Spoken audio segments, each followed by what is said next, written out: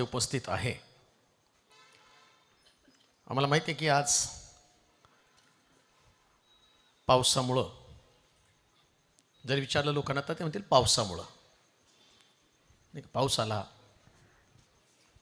आणि मग म्हणून आम्ही आलो नाही, आम्ही घरीच राहून ऐकलं। पौल म्हणतो ख्रिस्ताच्या प्रीतीपासून मला कोण विभक्त करल?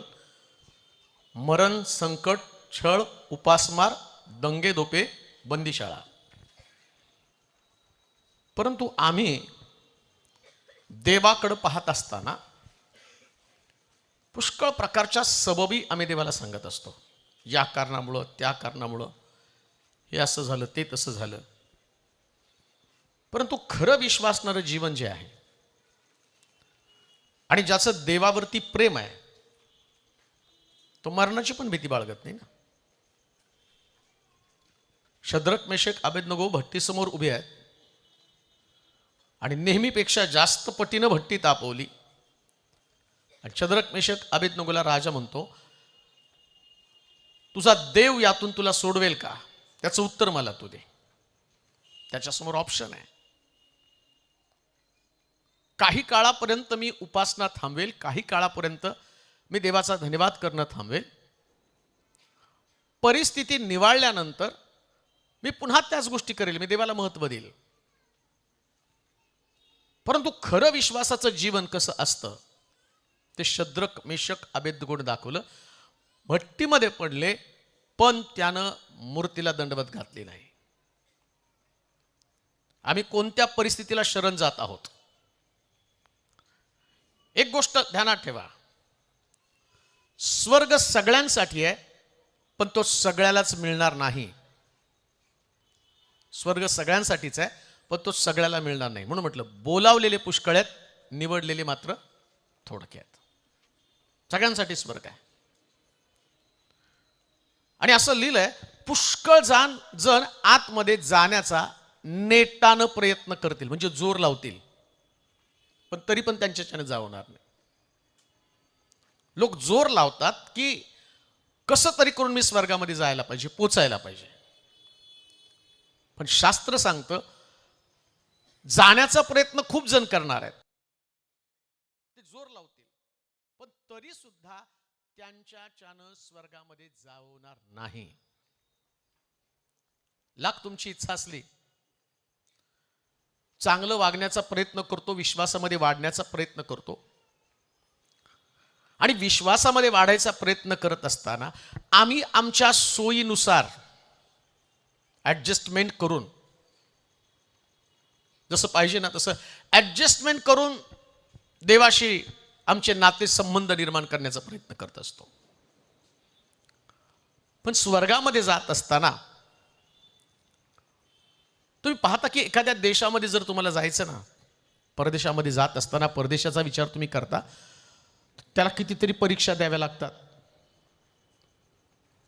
त्यानंतर तिथला व्हिसा मिळवण्याची खटपट करावी लागते आणि एवढं करून सुद्धा कित्येक लोकांचं परदेशी जाण्याचं स्वप्न भंग पावतं। हे पृथ्वी तलावरती आहे। आता स्वर्गाचा विचार करा हो, परदेशात जाण्यासाठी एवढ्या जाचक अटी आहेत, तिथं तुम्ही पोचू शकत नाही, स्वर्गात कसं पोचणार आहे? हे आमच्या स्वर्गातील बापा तुझं नाम पवित्र मानलं जाऊ, तुझं राज्य येऊ असं म्हटल्यावर तुम्ही स्वर्गामध्ये पोचणार आहे? कुठंतरी कॉम्प्रोमाइज, कुठंतरी तडजोड। म्हणून पृथ्वी तलावरती मानवाला देवानं ठेवल्यावरती त्यानं वेगवेगळे असणारे त्याचे सेवक, त्याचे संदेष्टे या लोकांना देव काय आहे हे समजावून सांगण्यासाठी पाठवलं। परंतु ज्यांना देव समजला, आता मला जर 50% देव समजला तर मी तुम्हाला 25% सांगणार आहे, एवढं ज्ञान कुठे माझ्याकडं। आणि मग ते मी पाहिलं की हे सांगणारे सगळे सेवक लोक आहेत, यांच्यामध्ये राग आहे, यांच्यामध्ये ईर्ष्या आहे. माझं मन या लोकांना कोणी समजावून सांगत नाही. मग आम्ही पाहतो की सगळ्यात चांगला देवाचा सेवक मोशे, देवानं त्याला पर्वतावर नेलं, त्याला समजावून सांगितलं. 40 दिवस 40 रात्र त्या डोंगरावरती राहिला आणि प्रभूनं सगळ्या मनातल्या गोष्टी त्याला सांगितल्या. 10 आज्ञा दिल्या आणि म्हटलं जा माझ्या लोकांना या आज्ञेप्रमाणे चालण्यासाठी सांग. बरं, आता मोशे देवाच्या सानिध्यामध्ये 40 दिवस 40 रात्र राहिला. येताना त्याच्या चेहऱ्यामध्ये फार मोठा बदल झाला. अभिषेक, सामर्थ्य, तेज त्याच्या चेहऱ्यातनं बाहेर पडलं. पण खाली आल्यावर त्यांनी लोकांना पाहिलं आणि लोक मूर्तीसमोर नाचत हे पाहिल्यावर त्यांनी दगडी पाट्या फोडल्या. म्हणजे त्याला पण देव अजून परफेक्ट समजला नव्हता. त्याला कुठं देव समजला होता? त्याने दगडी पाट्या फोडल्या. बरं, दगडी पाट्या फोडून सुद्धा तो शांत बसला नाही. त्यानं 2 गटामध्ये लोकांची विभागणी केली. यहोवा देवाला मानणारे एका बाजूला आणि मूर्तीला दंडवत घालणारे एका बाजूला. ते 3000 लोक निघाले. आता मोशेला देवानं या लोकांना मारण्याची आज्ञा दिली नव्हती, पण तरी सुद्धा मोशेनं स्वतः 3000 लोकांची कत्तल केली. म्हणजे त्याला देवाचं मन समजलं नाही. समजून घ्या, देव प्रत्येक गोष्ट तुम्हाला शिकवतो याच्यासाठी की तुम्ही देव समजून घ्यावा. हे जरी कठीण असलं ना, की येशूचे शिष्य म्हटले ना, हे शास्त्रात लिहिलेलं पाळणं किती कठीण आहे, हे कोण पाळू शकतं? हा कोण पाळू शकतं हे शिष्यांचाच प्रश्न आहे. कसं जमणार आहे सगळ्याला? हे पाळताच येणार नाही. आणि येशूनं दाखवलं, तुम्ही म्हणता पाळता येत नाही. का पाळता येत नाही? कारण तुमचं मन जगात अडकून पडलेलं आहे. माझं मन तर स्वर्गाच्या देवात अडकून पडलेलं आहे. मी देवाच्या घरामध्ये असावं. आईला पण त्यानं सांगितलं नाही. ती म्हटली, अरे आम्ही कुठं होता तुला आम्ही शोधत होतो. त्यास येशू म्हणतो, माझ्या पित्याच्या घरात मी असावं हे तुला कळत नाही का? कुठं असावं? बापाच्या घरामध्ये. आज रात्री माझा प्रश्न तोच आहे, आहात कुठं तुम्ही? तुम्ही कुठं आहात? मानव म्हणून येशूनं दाखवलं मी बापाच्या घरामध्ये असायला पाहिजे. पण आम्ही मात्र जगामध्ये आहोत, संसारामध्ये आहोत. आमच्यासाठी जग महत्त्वाचं आहे, संसार महत्त्वाचा आहे, नोकरी महत्त्वाची आहे, पैसा महत्त्वाचा आहे, जीवाचं सुख महत्त्वाचं आहे. आज सकाळी पण आम्ही ऐकलं, बायबल स्टडीला फार कमी लोक होते, पण ज्यांनी ऐकलं असेल आणि जर तुम्हाला ऐकायला मिळालं नसेल तर घ्या ते. सो माझा शिष्य हो पाहतो त्यानं आपल्या जीवाचा द्वेष करावा, मत्सर करावा. या जीवाचे किती दिवस लाड पोचणार आहात तुम्ही? आज काही लोक लाड आपल्या जीवाचे पोचण्यासाठी घरात बसलेत नाही का? पाऊस आला, पाऊस आला, पाऊस आला, पाऊस आला, पाऊस आला. काय पाऊस आला तर तुम्हाला मोड येणार आहे? पण पाऊस आला, पाऊस आला, पाऊस आला, पाऊस आला. कान देऊ नाही का? तुमच्या जीवाचे चोचले जोपर्यंत तुम्ही पुरवण्याचं थांबवत नाही तोपर्यंत तुम्ही देवाच्या जवळ कधीच जाऊ शकत नाही. कधीच नाही जाऊ शकत देवाच्या जवळ. मी शास्त्र वाचलं, मी प्रार्थना केली, मी चर्चला गेलो, हे बायबलमध्ये तुम्हाला करायला कोणीच नाही सांगितलं. असं लिहिलं शास्त्रामध्ये, बहुत ग्रंथ पठन देहाला शिनवतं. मग आता तुम्ही तर शास्त्र वाचता याच्यात समाधान मानता आणि तो म्हणला जास्त वाचता तर तुमचा देह शिनला जातो. कधी कधी पोपटपंची पाठ करत बसतो नाही का?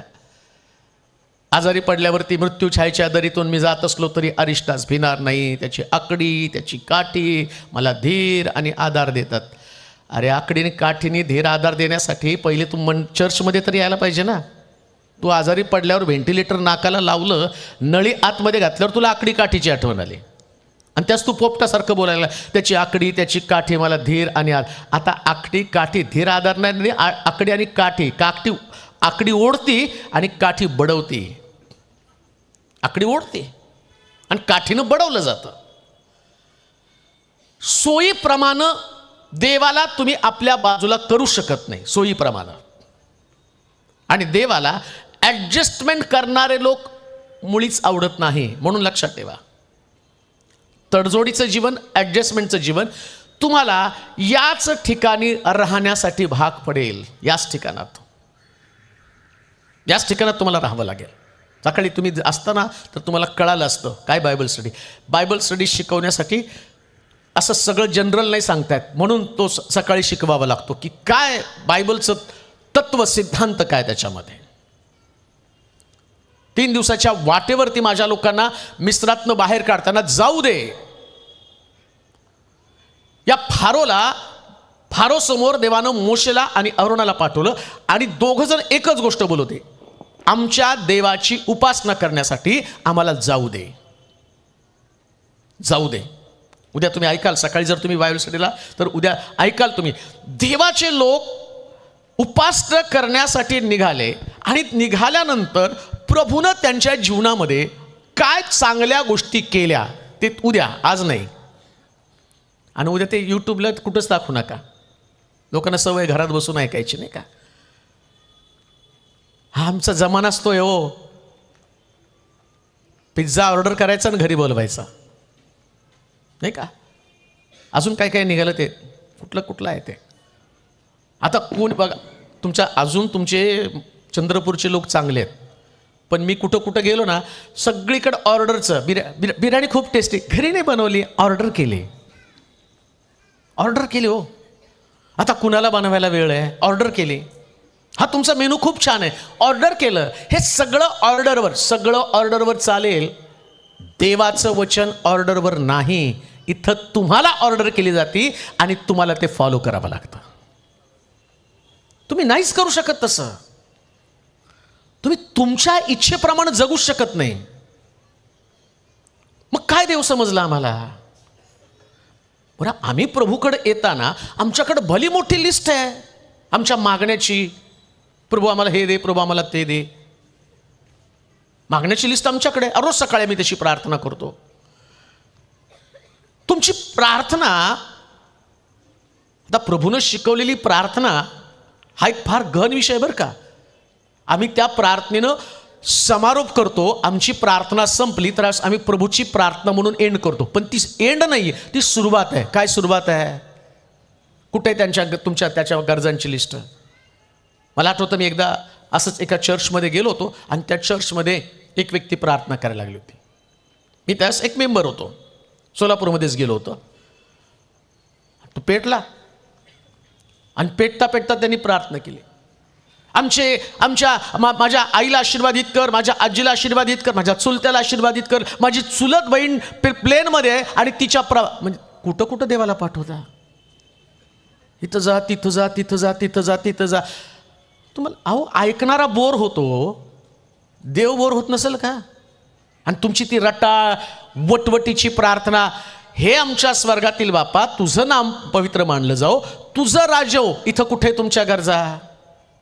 एकच आमची रोजची भाकर म्हणा बरं. हे आमच्या स्वर्गातील बापा तुझं नाम पवित्र मानलं जाओ, तुझं राज्य हो, जसं स्वर्गात तसं पृथ्वीवर, तुझ्या इच्छेप्रमाणे हो. आता आमची रोजची भाकर, अरे आमची सुरुवातच भाकरीने होती हो. सुरुवातच आमची भाकरी नाही ना. त्याच्यामध्ये देवाचं पावित्र्य आहे ना. त्याच्यामध्ये स्वर्गातल्या देवाचं राज्य आमच्यामध्ये यावं. आम्ही प्रार्थना करताना प्रार्थनेमध्ये पण आमचंच राज्य आहे. तुमचा देव स्वर्गामध्ये हे तुम्हाला कळत नाही का?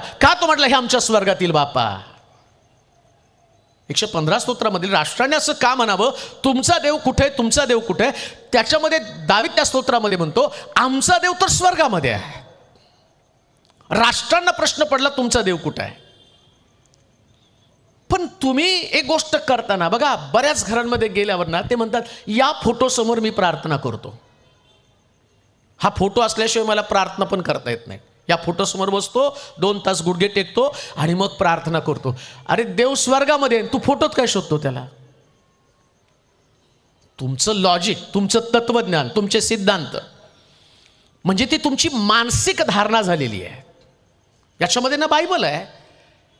याच्यामध्ये कुठल्याही प्रकारे प्रभूनं तुम्हाला या गोष्टी उलट त्यानं काय म्हटलं माहिती का, मी तुम्हाला दर्शन दिलेलं नाहीये. ऐका बरं का, आता ते माझा विषय नाही, मला देवाच्या चांगुलपणाविषयी सांगायचं, पण जाता जाता तुम्हाला सांगतो, मी तुम्हाला दर्शन दिलं नाही म्हणून कोणत्या स्त्रीची, कोणत्या प्राण्याची, जलातील असणाऱ्या माशाची प्रतिमा करू नको आणि त्याला दंडवत घालू नको, हा नियम आहे. दर्शनच दिलं नाही देवाला. देवाने आम्हाला दर्शन दिलंच नाही, मग येशूचा फोटो आमच्या घरात कसं काय? कारण तो जो फोटो आहे ना, तो फोटो एका चित्रपटमध्ये काम करणाऱ्या व्यक्तीचा फोटो आहे. त्याला येशूसारखं आकार दिला आहे. आणि शास्त्रामध्ये काय सांगितलं माहिती का? आपल्यासाठी कोरीव मूर्ती करू नकोस, वर आकाशात खाली पृथ्वीवर कशाचीही प्रतिमा. मग आम्ही करतो का नाही? प्रश्न तोच आहे. मला देवाबद्दल तुम्हाला सांगत असताना तुम्ही तुमच्या कल्पनेतला देव ठेवलेला आहे. एक साधा प्रश्न आहे. तुम्ही गावाला गेला आणि गावाला गेल्यावर बरेच दिवस तुमचं छोटं लेकरू आहे, त्या लेकराला घरामध्ये नुकतंच त्याचा जन्म झाला, 2-3 महिने झालं, आणि मग नवरा गेला गावाला, एक 4-5 वर्ष गावाला राहिला, आणि मुलगा विचारला, मम्मी पप्पा कुठे, पप्पा कुठे, पप्पा मला दाखव. आता हिच्या दृष्टिकोनातनं तिचा पप्पा सलमान खान आहे, मग तिने सलमान खानचा फोटो भिंतीवरती लावला आणि तो म्हणायला लागला, हा पप्पा आहे, हा पप्पा आहे, हा पप्पा आहे. आणि नेमका पप्पा गावावरून आला आणि मुलगा दरवाजा उघडायला गेला. अंकल तुम्ही कोण आहे? त्याला शॉक बसला, अरे मी तर याचा बाप आहे. आणि मग त्याच्या बायकोला तो विचारतो, अगं हा मला अंकल म्हणायला लागला. मग ती म्हणते, हे डॅडी नाहीत, डॅडी ते आहेत फोटोमधले. हीच परिस्थिती तुमची होणार आहे.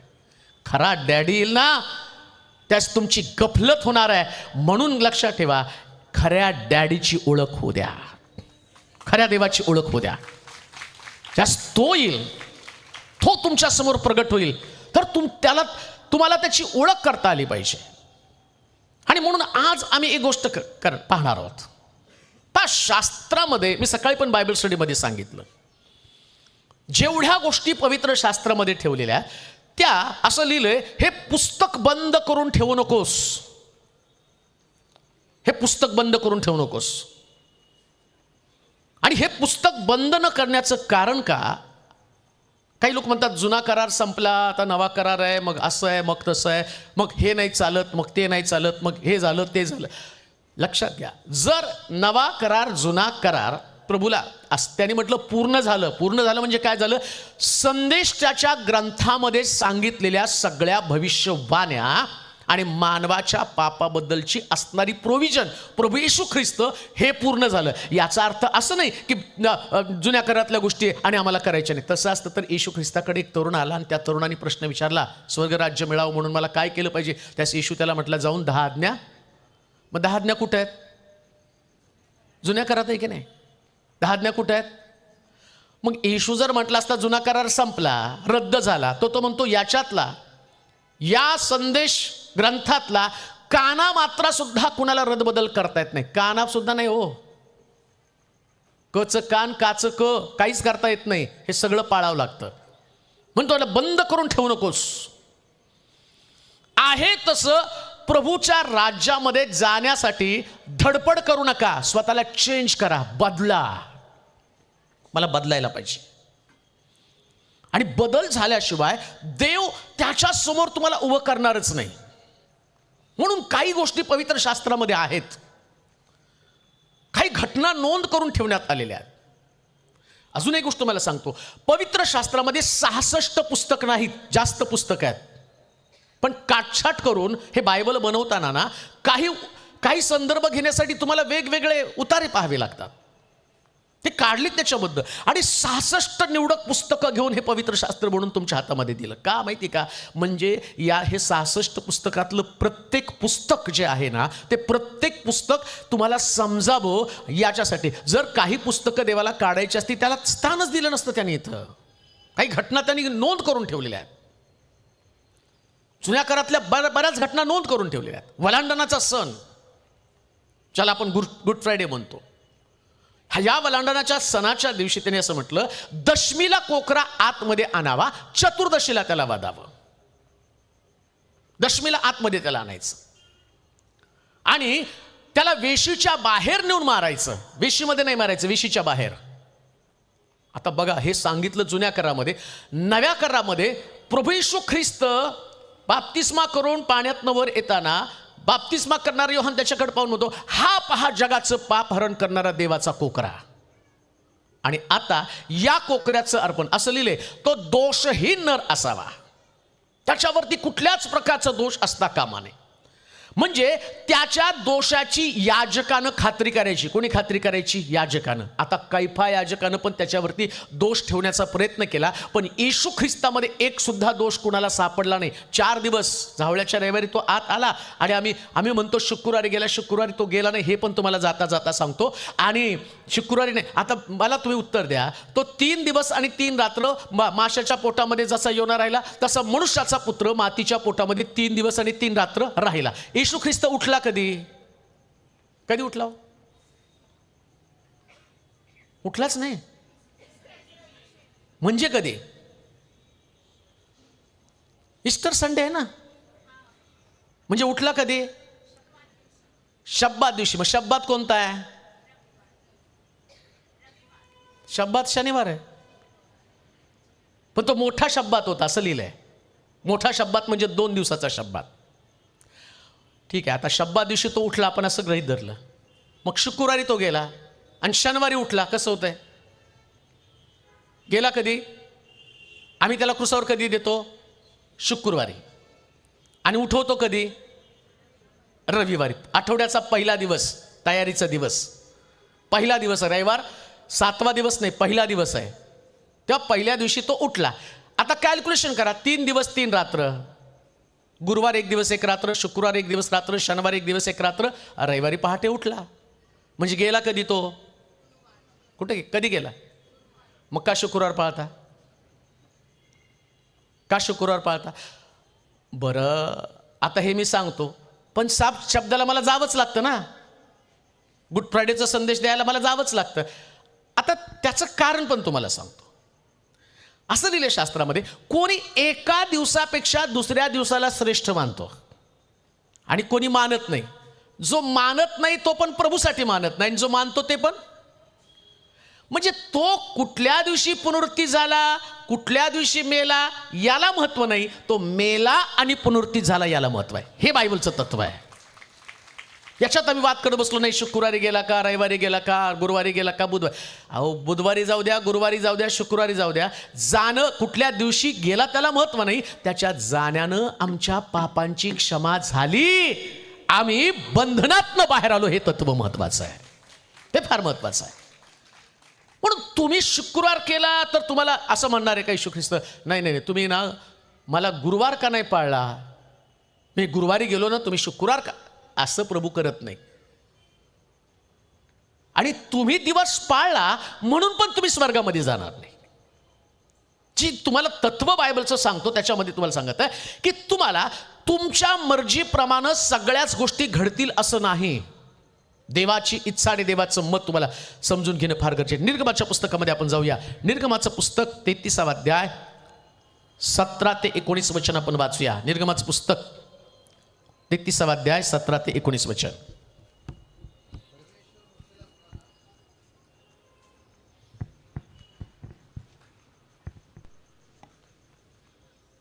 निर्गमाचं पुस्तक.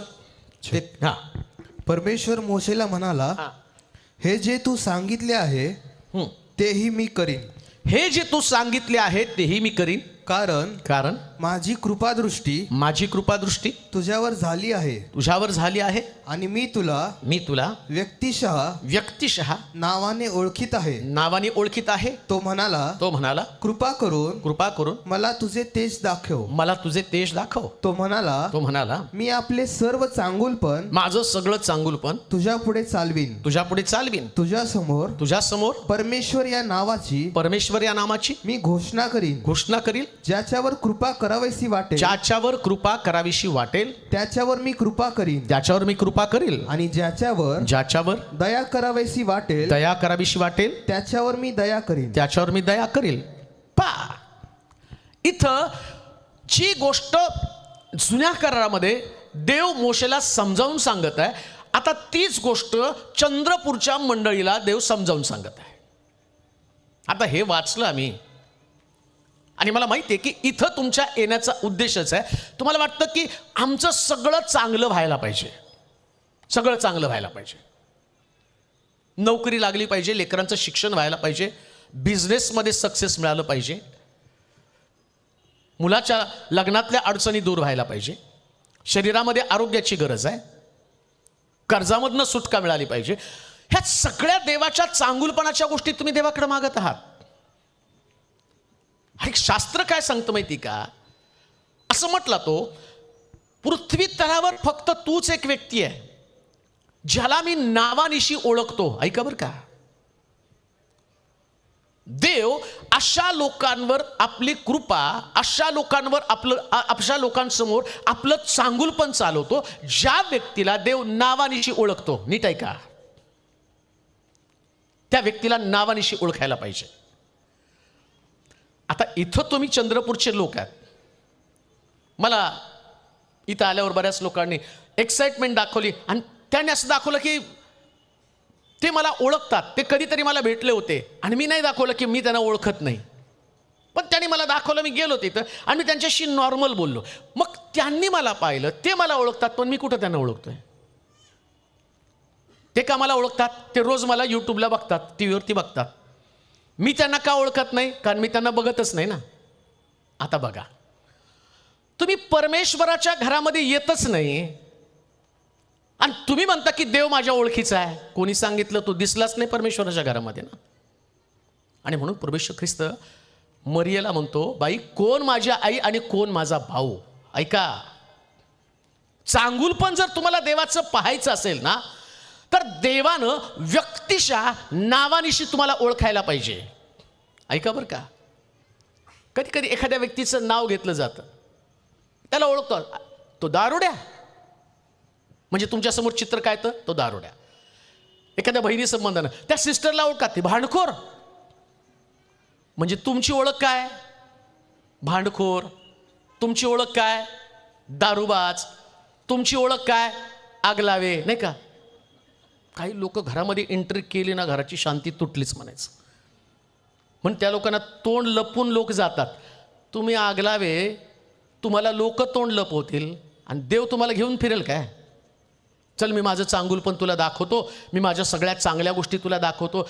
लक्षात घ्या, देवाला तुमची खरी ओळख काय आहे? काय म्हणून देव तुम्हाला ओळखत आहे? या मोशे संबंधानं मिरियम आणि अहरोन मोशेवरती दोषारोप करत असताना देवानं मोशेची बाजू घेऊन सांगितल्याने काय म्हटलं माहिती का? हा पहिला व्यक्ती जगामध्ये आहे ज्या व्यक्तीशी मी तोंडोतोंड बोलतो. भूतलावरील सगळ्या लोकांपेक्षा मोशे नम्र आहे. देवाने त्याला त्याची ओळख करून दिलेली आहे. तुमची ओळख काय आहे? देवाचं चांगुलपण तुम्हाला पाहिजे. आता देवाचं चांगुलपण काय असणार हे पण आम्ही शिकणार आहोत. पण चांगुलपण, या चांगुलपणामध्ये कोणकोणत्या गोष्टी आहेत देवाच्या, त्या आम्हाला पाहायच्या. पण प्रश्न असा आहे, देवाचं सगळं चांगुलपण माहीत करून घेणं ही सगळ्यात जगातली अद्भुत गोष्ट आहे. सगळ्यात अद्भुत गोष्ट आहे बरं का. मी तुमच्या समोर उभा आहे ना, याचं कारण देवाचं चांगुलपण. देवानं त्याचं चांगुलपण माझ्यासमोर चालवलं. आज मी तुमच्यासमोर जो उभा आहे ना, मी तसा नव्हतो. आमचं घर अशा प्रकारचं घर होतं. माझे वडील अट्टल दारुडे. रात्री 2-2 वाजेपर्यंत आमच्या घरामध्ये इतका गोंधळ असायचा की सगळी गल्ली जागी केली जात होती भांडण करून. एवढंच नाही तर आमच्या घरामधलं आईला एवढं कर्ज झालेलं असायचं त्या वडिलांच्या दारू पिण्यामुळं की सावकार यायचा आणि घरातले एक एक भांडे उचलून घेऊन जात होता. घर सगळं रिकामं झालेलं होतं. चिमटे सगळे चिमलेली भांडे घरामध्ये होते आणि मी रडायचो घरामध्ये पाहिल्यावरती. आणि कुठवर हे सहन करायचं? शिक्षण घ्यायचं कसं, जगायचं कसं, हा इतके मोठे प्रश्न आमच्या समोर होते.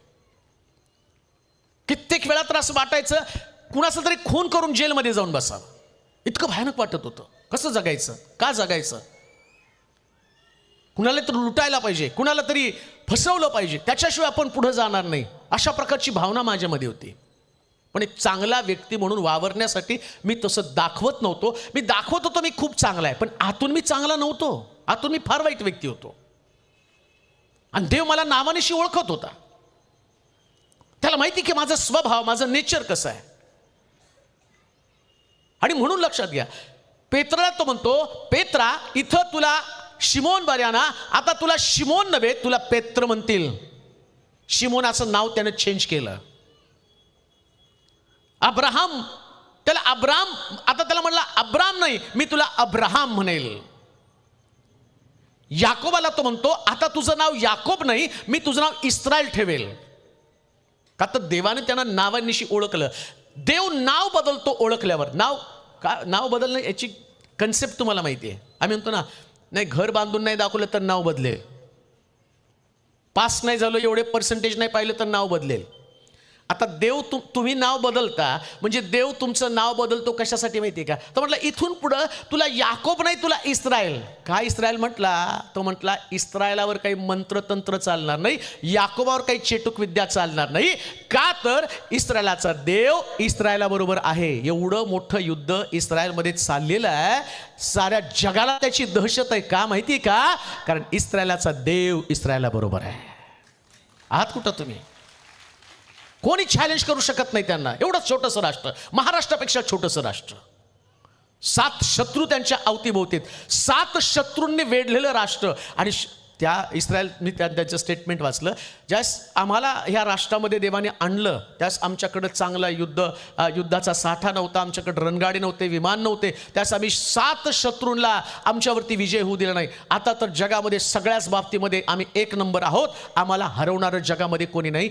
जगात एवढी बलाढ्य राष्ट्र आहेत, कोणी सुद्धा इस्रायलला जाऊन आणि काहीच करू शकत नाही. याचं कारण काय माहिती का? सैन्याचा यहोवा देव इस्रायला बरोबर. ह्याला नाव बदलणं म्हटलेलं आहे. देव तुम्हाला कोणत्या नावाने ओळखत आहे? काय तुमचं नाव आहे? एक माझ्याकडे प्रभू पाहत असताना मी मनोज तेलोरी या नावानं तुम्हाला परिचित आहे.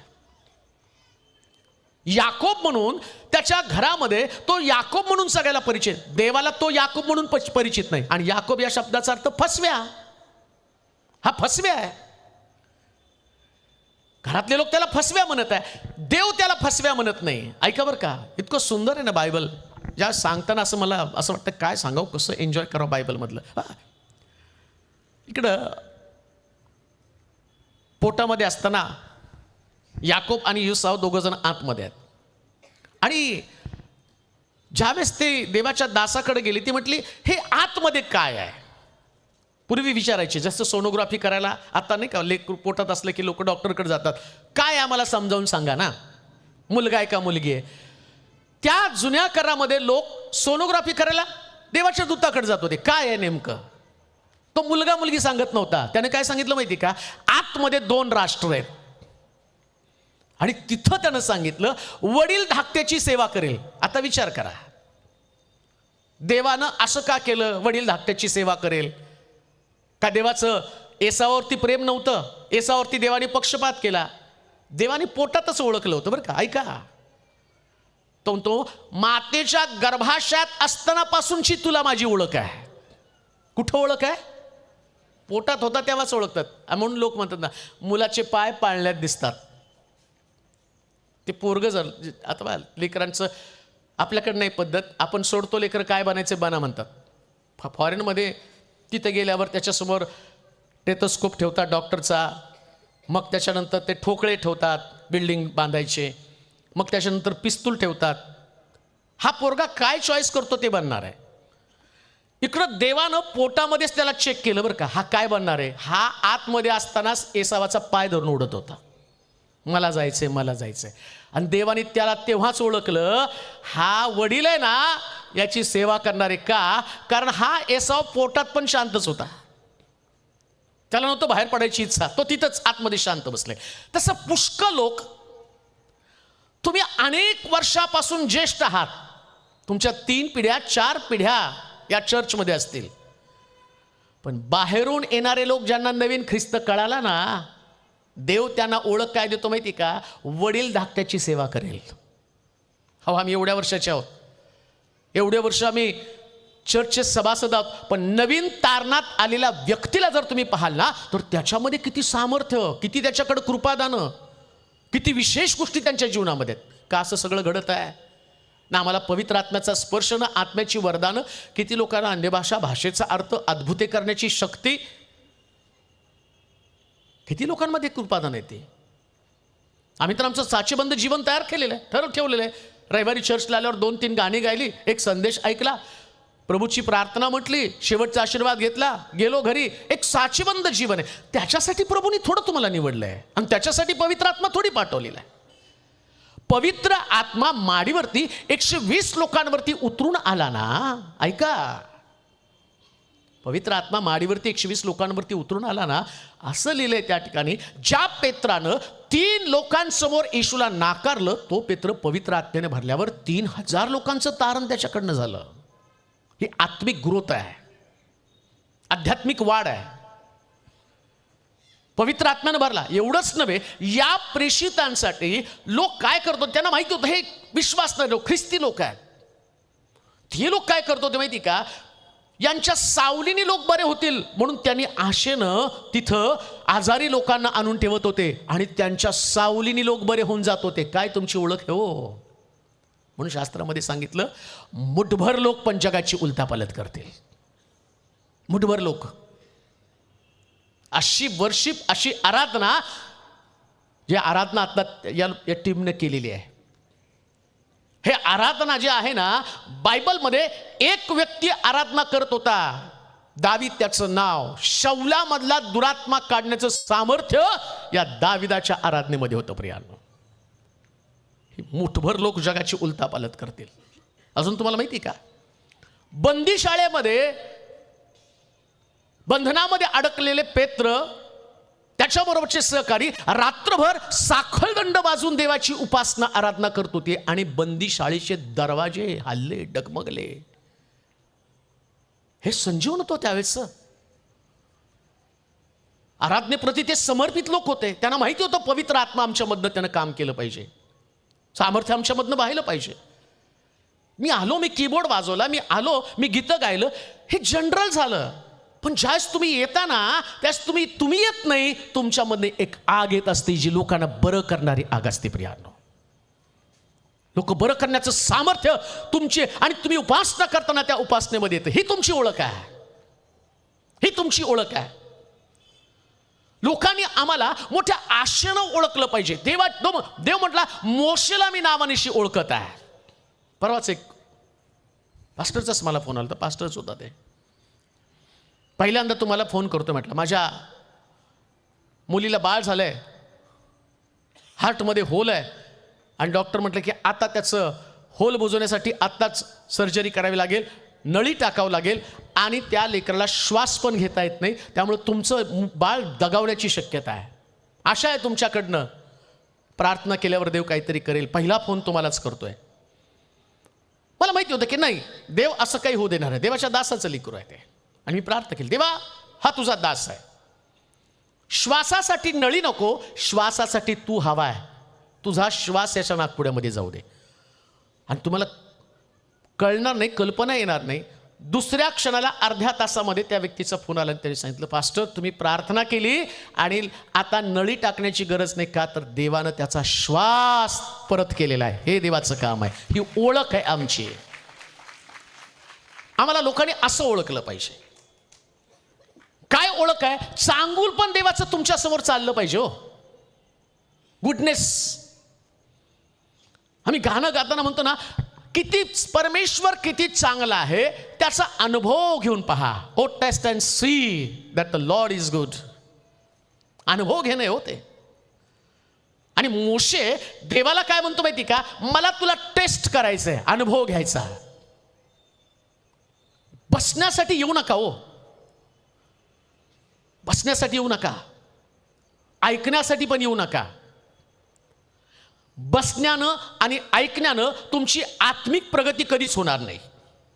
पण चव घेतल्यावर तुम्ही सर्वोच्च पातळीवर आत्मिक जीवनामध्ये असणार आहे. टेस्ट म्हणतात ना कधी कधी काही लोक, चेहऱ्यावर तुमच्या सुरकुत्या नाहीत, मग ते सांगतात नाही अक्रोड खातो, काजू खातो, बदाम खातो. जे खाता त्याच्या चेहऱ्यावरती तेज दिसतं. म्हणून लक्षात ठेवा, तुम्ही जर प्रभूला टेस्ट केलं ना, तुमचे चेहरे, म्हणून म्हटलं जे झाड पाण्याच्या प्रवाहाजवळ लावलं जातं त्याची पानं कधीच कोमेजत नाही ना. मग तुमचा चेहरा का सुकलाय?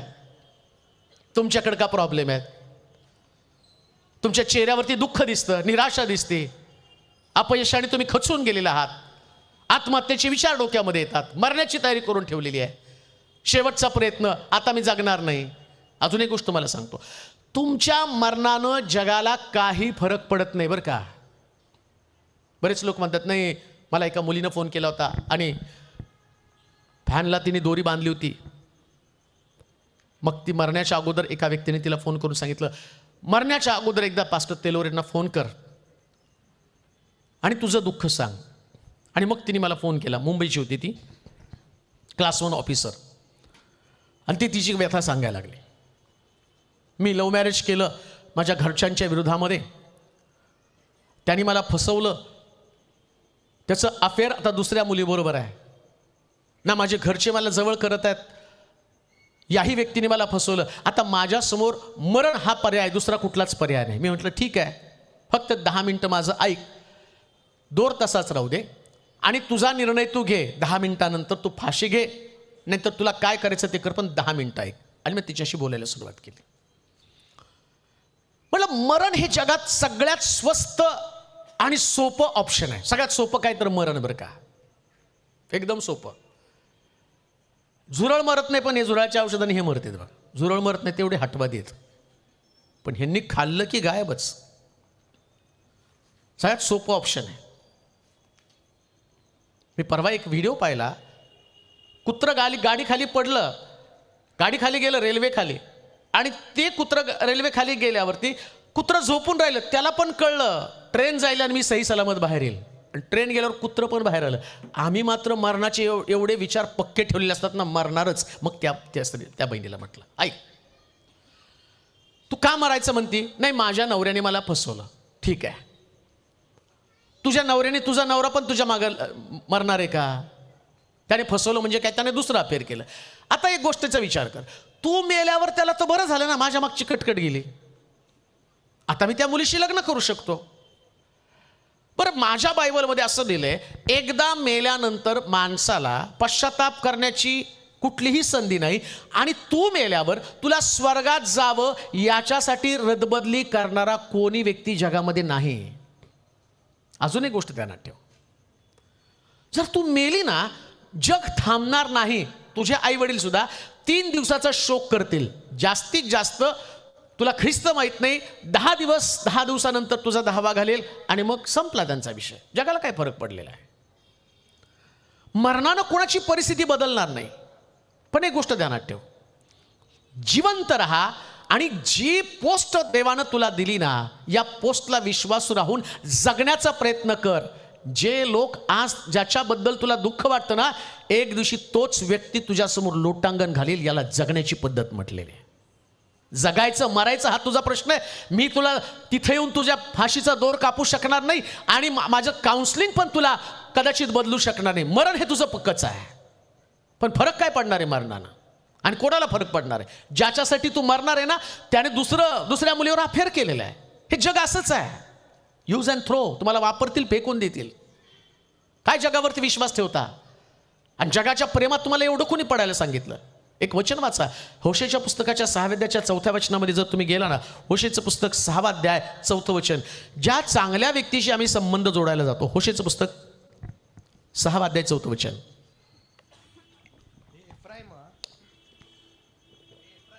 हे इफ्राईमा, मी तुला काय करू? मी तुला काय करू? हे यहूदा, मी तुला काय करू? मी तुला काय करू? तुमचे चांगुलपण, तुमचं चांगुलपण सकाळच्या अभ्राप्रमाणे लवकर उडून जाणाऱ्या दहीवराप्रमाणे आहे. तो म्हणतो तुमचं चांगुलपण. कोणाचं चांगुलपण? ज्याच्यावर तुम्ही प्रेम करता. एक मुलगी, ती मुलगी त्या मुलावर प्रेम करते, आणि मुलगा त्या मुलीवरती प्रेम करतो. बघा त्यांचे डायलॉग कसे असतात बरं. त्याच्याशी माझं लग्न नाही लावलं तर मी मरणार, आणि तो पण म्हणतो हिच्याशी माझं लग्न नाही लावलं मी मरणार. आम्ही नाही राहू शकत एकमेकाशिवाय. बरं, का असं बोलले ते? ह्या भंगाराला काम पण नसतं बरं का, बिगारी काम करतो, आणि त्याच्या घरचे लोक त्याला वैतागलेले असतात. ते जाऊ द्या ना, होऊन जाऊ द्या, काय आपल्याला पडलंय, ही बॅच जाऊ द्या तिच्या गळ्यामध्ये. आणि मग ते लय मोठ्या मोठ्या गोष्टी. आणि काय डायलॉग असतं माहिती का, ते म्हणजे अरे त्याला काम नाही, नाही ते खड्डे खोदतील, मी पाटी भरून टाकेल. हां, MBA तू त्याच्यासाठी केलं, खड्डे खोदायचं आणि पाटी उचलून फेकायची.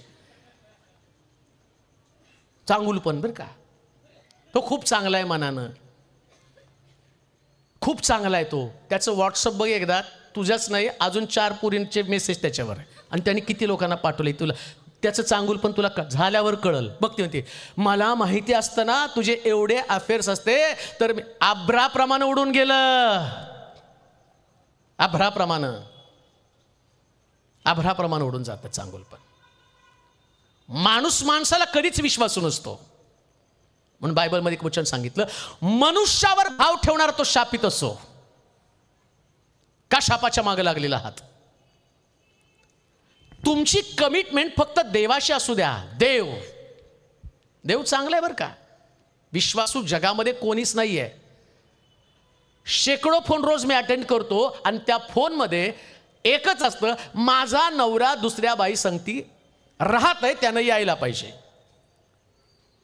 आणि तिथं चर्चमध्ये जाऊन दोघांना पण विचारलेलं असतं, काय तुम्ही देवासमोर एकमेकाला पसंत करता का? सुखात, दुःखात, रोगात, आरोग्यात, श्रीमंतीत, दारिद्र्यामध्ये, ह्याच्यात त्याच्यात.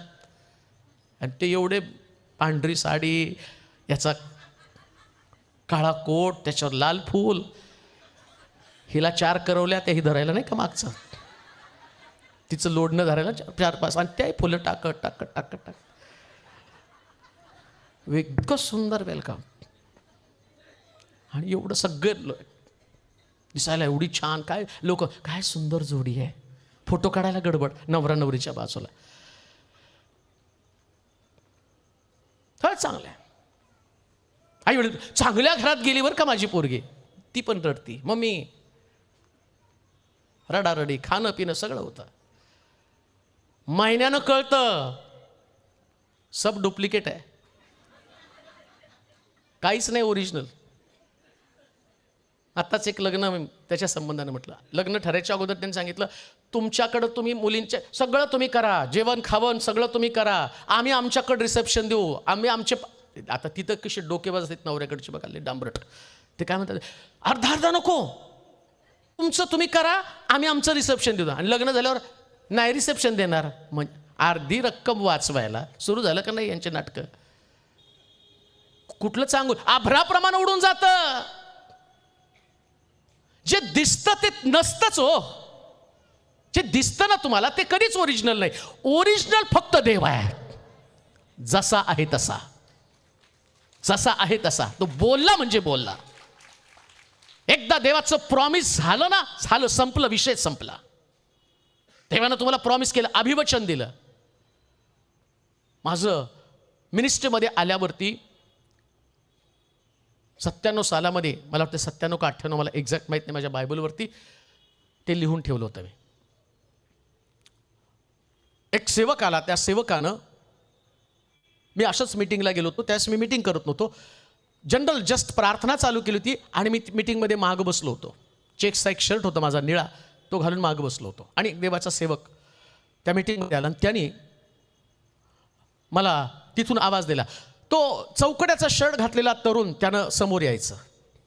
मग माझ्यासमोर एक तरुण होता, तो गेला. तो म्हटला तू नाही, तो चौकडा शर्ट. अजून एक होता, तो म्हटला तो पण नाही, तो बसलेला तू. मग मी गेलो पुढं आणि गेल्यावरती तो सेवक, मॅथ्यू थॉमस त्यांचं नाव, मॅथ्यू थॉमस.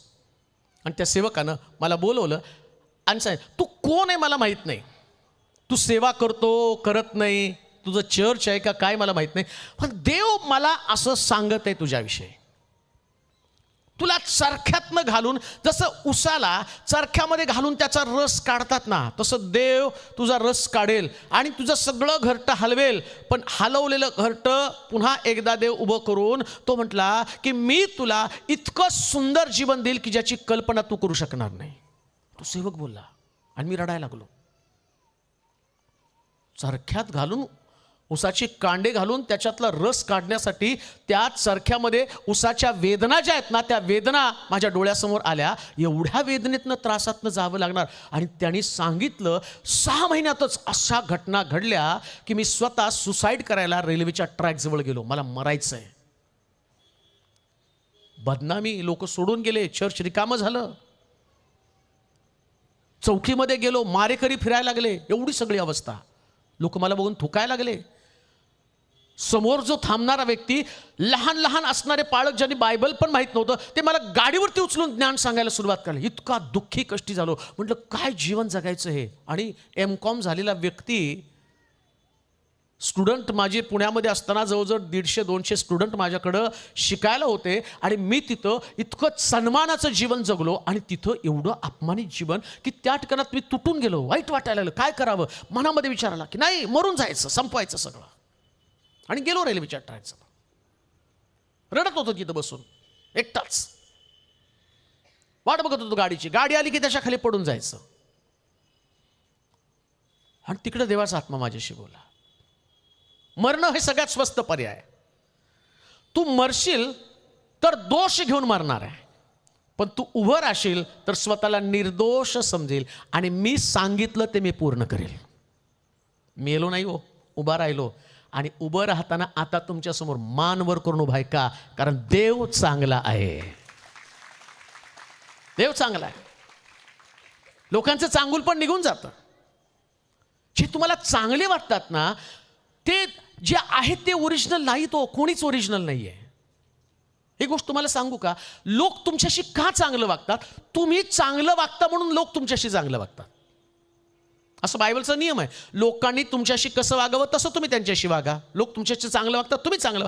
थोडंसं तुमच्या वागण्यात बदल होऊ द्या ना. जरा वागण्यात बदल होऊ द्या. जवळचा असणारा व्यक्ती, आता मी इकडे शारोनला घेऊन आलो आणि तो नीलू आहे. आज मी जवळजवळ 20-22 वर्ष मिनिस्ट्री करत फिरतोय. जवळजवळ 1,500पेक्षा जास्तच असतील सभा, नोंद ठेवली नाही. एवढ्या सभा मी अटेंड केल्या. गेलो, हजारो लोकांना त्या सभेमध्ये वचन सांगितलं. पण हे आधी नव्हते. एक 3-4-5 वर्ष झाले असतील ते माझ्या संगती. मग आधी कोणीतरी होतं ना, आणि ते मला खूप चांगले म्हणायचे. पण असा काही प्रसंग निर्माण होतो, पौलाला सिलास सोडून जातो, पौल बर्नबा वेगळे होतात. हे सगळे एकमेकापासून विभक्त होतात. येशूचे शिष्य पण येशूला सोडून गेले. का सोडून गेले? कुठे गेले चांगुल पण? सगळे सोडून गेले हो.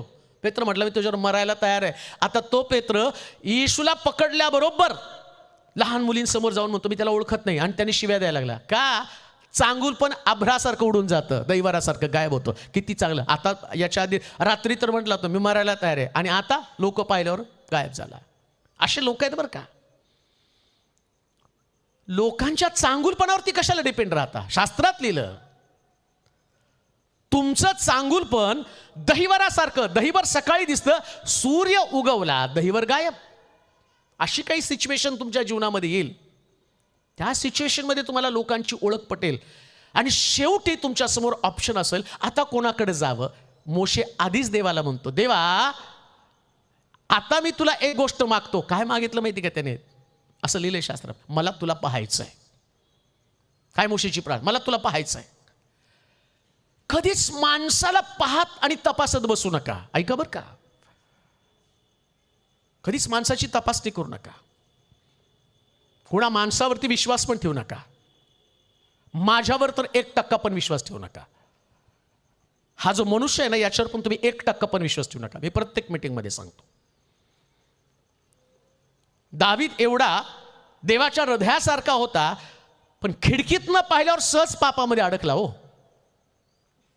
मोशे पृथ्वी तलावरील सगळ्या लोकांपेक्षा नम्र व्यक्ती होता, पण पाट्या घेऊन आल्याबरोबर मोशेमध्ये राग जागा झाला.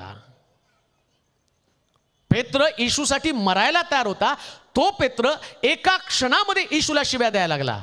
असे लोक बदलत राहतात.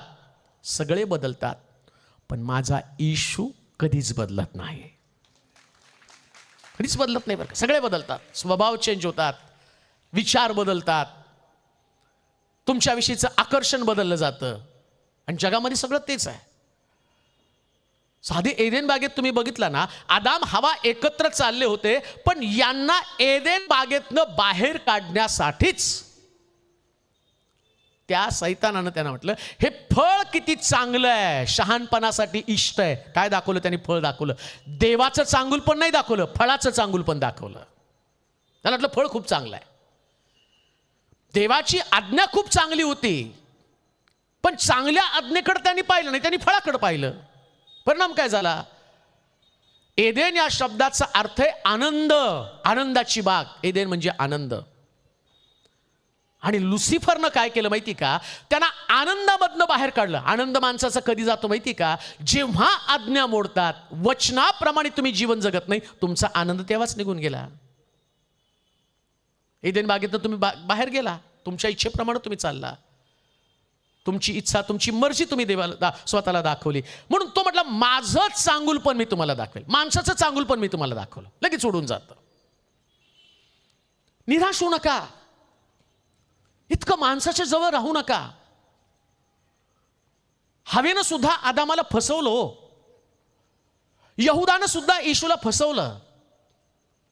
सगळ्यांनी फसवलं. अजून एक गोष्ट तुम्हाला सांगू का? क्रुसावरती येशू देवाजवळ प्रार्थना करतो, माझ्या देवा तू माझा त्याग का केला? म्हणजे त्याला असं वाटतं की काय देवानं मला फसवलं का, सोडलं का? खरंच देवाने त्याला सोडलं होतं का?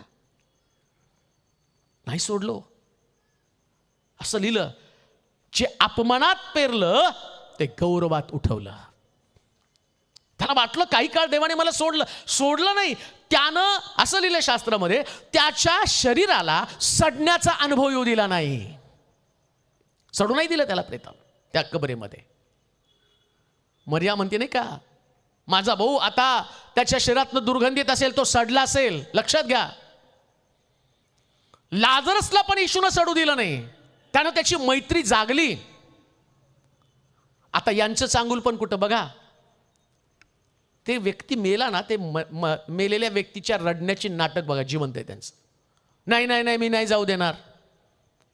त्याच्या प्रेतावर पडून नाही का, नाही न्यायचं यांना, नाही न्यायचं, नाही न्यायचं, मीच मरते. ढकला बरं तिला त्या खड्ड्यामध्ये. म्हणणाऱ्याला नाही सोडायचं ना, तू पण जा. मी स्वतः बघितलं, आमच्या सोलापूरमध्ये एक स्टाफ नर्स होती, तिचा नवरा मेला. आणि मेल्यावरती मग पाळक म्हणून आम्ही सांत्वनाला गेलो त्यांना. नाही असं होत असतं. ती म्हटली ते राहू द्या सगळं, लवकर प्रेत काढा, लवकर न्या. मी डोक्याला हात लावला. आम्ही सांत्वना लावलं आणि हे म्हणते लवकर हलवा, लवकर, रात्रभर कसं ठेवायचं आणि कसं आम्हाला झोपायचं. आणि आता तर लोक एवढे कठोर झालेत ना, सरळ प्रेत उचलतात, शवघरामध्ये ठेवतात, सकाळी घेऊन येतात आणि तिथून शवघरातनं, सॉरी ते काय म्हणतात त्याला, ते हॉस्पिटलमध्ये ठेवतात, ते काय बर्फाची पेटी, काय हां मरकुरी का मॉर्चुरी काय माहिती, हां हां त्याच्यात ठेवून टाकतात, त्याच्यात ठेवतात. बरं, तो व्यक्ती घरामध्ये असताना तो पैसा देताना सगळे त्याच्या अवतीभोवती असतात, सगळे बरं का. आणि मेल्यावर एकट्याला त्या मॉर्चरीमध्ये पडावं लागतं का? चांगुल पण आभरासारखं उडून जातं. नाहीत कोण तिथं. अहो, तुम्ही ज्याच्यासाठी धडपडता ना, हे लोक असं तुमच्या शरीराचा द्वेष करणारे लोक आहेत. येशूनं नाही द्वेष केला. काय म्हणते त्याची बहीण? त्याच्या कबरेतनं आता वास येत असेल, बहिणीला पण नको होता आता कबरेकडे जायला. येशूचं चांगुल पण काय माहिती का? तो गेला, कबरेची धोंड बाजूला काढा आणि बाहेरून आवाज देतो, लाजरस बाहेर ये. देवाचं चांगुल पण इतकं भारी, सडलेला लाजरस जिवंत झाला आणि लोकांसमोर एका गौरवामध्ये उभं राहिला. हे देवाचं चांगुल पण आहे प्रियांनो. सडवणार आहेत लोक, तुम्हाला सडत बसावं लागणार आहे. प्रत्येक गोष्टीसाठी सडत बसावं लागणार आहे. का तर तुम्ही लोकांवरती जास्त विश्वास ठेवतात. मोशे काय म्हणतो, वाचू ते वचन पुन्हा एकदा. 33वा अध्याय निर्गमाचं पुस्तक 17 ते 19 पर्यंतची वचनं. हां. परमेश्वर मोशेला म्हणाला, हे जे तू सांगितले आहे तेही मी करीन. तू जे सांगितलं तेही मी करीन, तेही मी करीन, कारण कारण माझी कृपादृष्टी माझी कृपादृष्टी तुझ्यावर झाली आहे तुझ्यावर झाली आहे आणि मी तुला व्यक्तिशः नावाने ओळखीत आहे. नावाने ओळखीत आहे. तो म्हणाला कृपा करून मला तुझे तेज दाखव. मला तुझे तेज दाखव. तो म्हणाला मी आपले सर्व चांगुलपण तो म्हटला मला तुझं तेज दाखव. ऐका बरं का, ग्लोरी. आम्ही देवाकडे प्रार्थना करतो आणि आराधना करताना, उपासना करताना आम्ही म्हणतो की परमेश्वराचं गौरव उतरून आलं. म्हणजे काय झालं? आम्हाला गौरवाची व्याख्याच कळलेली नाहीये. देवाचं गौरव म्हणजे नेमकं काय? इकडं तो म्हणतो देवा मला तुझं तेज दाखव. त्यास देव काय म्हणतो, या तेजाला जो शब्द आहे की माझं गौरव, माझं तेज मी तुला दाखवेल. म्हणजे काय? माझं सगळं चांगुलपण मी तुझ्या समोरून चालवेल. हे देवाचं गौरव आहे. देवाचं गौरव काय? देवाचं चांगुलपण चालवायचं आहे. ऐका बरं का, एका चांगल्या शब्दामध्ये मी तुम्हाला सांगतो. शबाची राणी शलमोनाला भेटण्यासाठी आली आणि ती येताना तिच्या डोक्यामध्ये अनेक प्रकारचे प्रश्न होते जे तिने ऐकलं. आणि ते ऐकल्यावर तिला वाटलं कोण शलमोन? असं ऐकलं आम्ही की फार ज्ञानी आहे, फार वैभवानं भरलेला शलमोन आहे. हे सगळ्या गोष्टी तिच्या डोक्यामध्ये गेल्या आणि मग ती आली आणि आल्यावर ती काय म्हणते माहिती का, जे मी ऐकलं आणि जे मी पाहत आहे तर मी गांगरून गेलेले आहेत. कारण त्यानं काय केलं माहिती का, आपल्या देशामध्ये असणाऱ्या सगळ्यात चांगल्या चांगल्या वस्तू तिला दाखवल्या. बघ म्हटलंय सगळं. आणि अजून असं लिहिलंय, तिने जेवढं आणलं होतं ना, जाताना या शलमोनानं त्याच्यापेक्षा जास्त तिला दिलं. हे शलमोनाचं चांगुलपण आहे. शलमोन राजा एवढं देऊ शकतो? राजांचा राजा यहोवा देव, त्याचं चांगुलपण जर तुम्ही पाहिलं तर तो तुम्हाला किती देऊ शकतो याची कल्पना पण तुम्ही करू शकत नाही. तुम्ही फक्त एका ग्लोरीच्या मागे लागलेला आहे. तुम्ही फक्त देवाला म्हणता तुझं तेज दाखव. पण देवाला नुसतं तेज नाही दाखवायचं.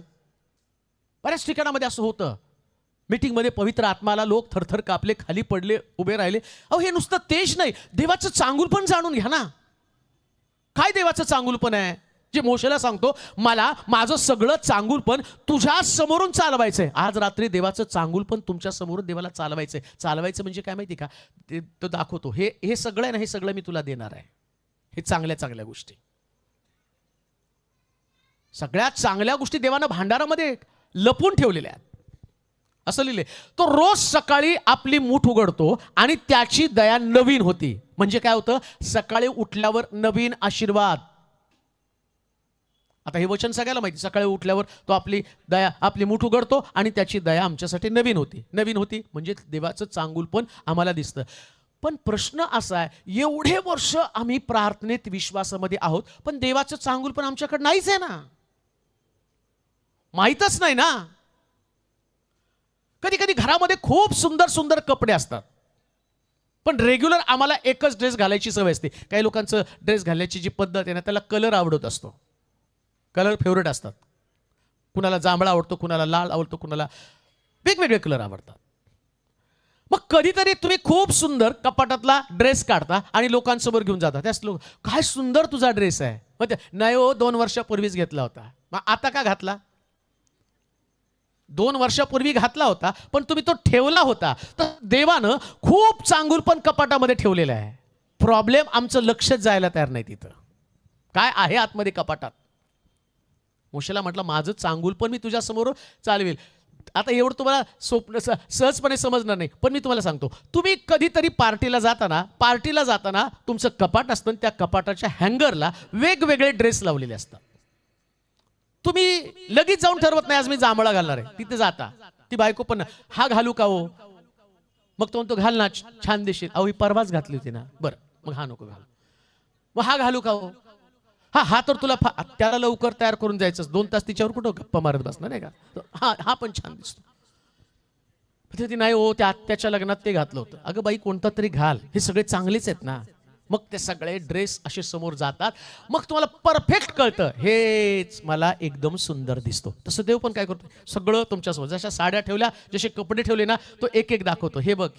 मग आम्ही म्हणतो देवा हे आशीर्वाद तर मिळाला अब्रामाला. अब्राम त्या ठिकाणी देवासमोर त्याचं चांगुलपण दाखवताना तो देवाला म्हणतो तुम्हाला संपन्न केलं, सोनं दिलं, रूप दिलं, उंट दिले, गाढवं दिलं, सगळं दिलं. आता एक गोष्ट राहिलेली आहे. हे सगळं माझ्याकडे, पण अजून मला तुझ्या चांगुलपणाची गरज आहे. काय पाहिजे तुला? मला मुलगा पाहिजे. मुलगा पाहिजे. सारा तिकडून हसली. म्हाताऱ्याचं डोकं फिरलं. काय 80 वर्षात मला आई बनवायला निघाला, 80 वर्षानंतर तो म्हणतो आता मुलगा होणार आहे. आणि तिनं काय डोकं लावलं माहिती का? माझं गर्भाशय बंद आहे, हगार जी आहे ना हिला मुलगा होऊ शकतो. विचार करा, माझ्या देवाला चांगुलपण देताना तुमचा दर्जा नाही, त्याच्या दर्जाप्रमाणे देत असतो. तुमचा दर्जा नाही. तुमचा दर्जा 80 वर्ष 90 वर्ष सारेचा दर्जा आहे. तो गर्भाशय बंद आहे, तिचा दर्जा. देवाचा दर्जा काय? तो गर्भाशयामध्ये जीवन घालून या गर्भाशयामध्ये नुसतं मूल घालत नाही. शास्त्र सांगतं, तो इसाका संबंधाने अब्रामाला म्हणतो, आकाशातल्या ताऱ्याप्रमाणे या तुझ्या संततीला मी करेल, याच्यापासून मी मोठी राष्ट्र निर्माण करेल. इतका मोठा आशीर्वाद कधी? देवाचं चांगुलपण गेल्यावरती. चांगुलपण समजून घ्या देवाचं. परमेश्वराच्या चांगुलपणाचा अनुभव घ्या.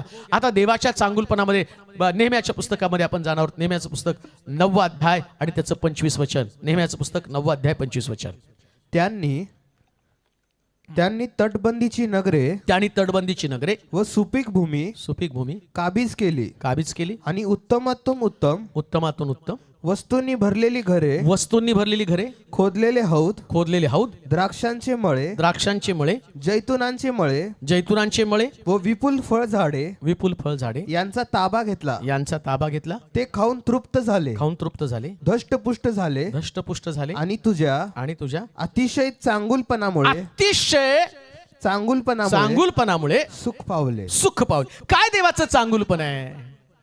तो म्हटलं, माझं सगळं चांगुलपण आता मी तुझ्या समोरून चालवणार आहे. मोशेला तो सांगतो सगळं. आणि आज रात्री देव त्या चांगुलपणाविषयी तुम्हाला सांगते. काय देवाचं चांगुलपण आहे? त्याच्यामध्ये पहिला मुद्दा त्यांनी सांगितला, तटबंदीची नगरे. हे देवाचं चांगुलपण आहे. मी आल्यावरती तुमच्या चंद्रपूरमध्ये एंट्री केल्यावरती तिथं मला लगेच एक मोठी कमान सापडली. तुम्ही त्याला काहीतरी कुठला दरवाजा म्हटला की गेट, बिंदू काय, बिंबा गेट. मग त्यानं सांगितलं की मी ते बिंबा गेट जवळ मी तिथे थांबलो. मग त्यांना मला काय माहिती याला बिंबा गेट म्हणते.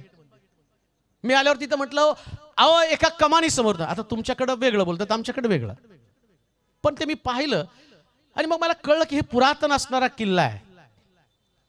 मग त्याच्यानंतर मी पुन्हा हॉटेलमधनं इकडे तिकडे यायला लागल्यावर मग मला बऱ्याच अजून असे कितीतरी दरवाजा, 12 खिडक्या असं काहीतरी सांगितलं नाही, एक्झॅक्ट मला माहिती. आणि पण तिथं ते तटबंदी, सगळी राजानं तटबंदी नगरं करून ठेवलेलं होतं. कशासाठी माहिती का?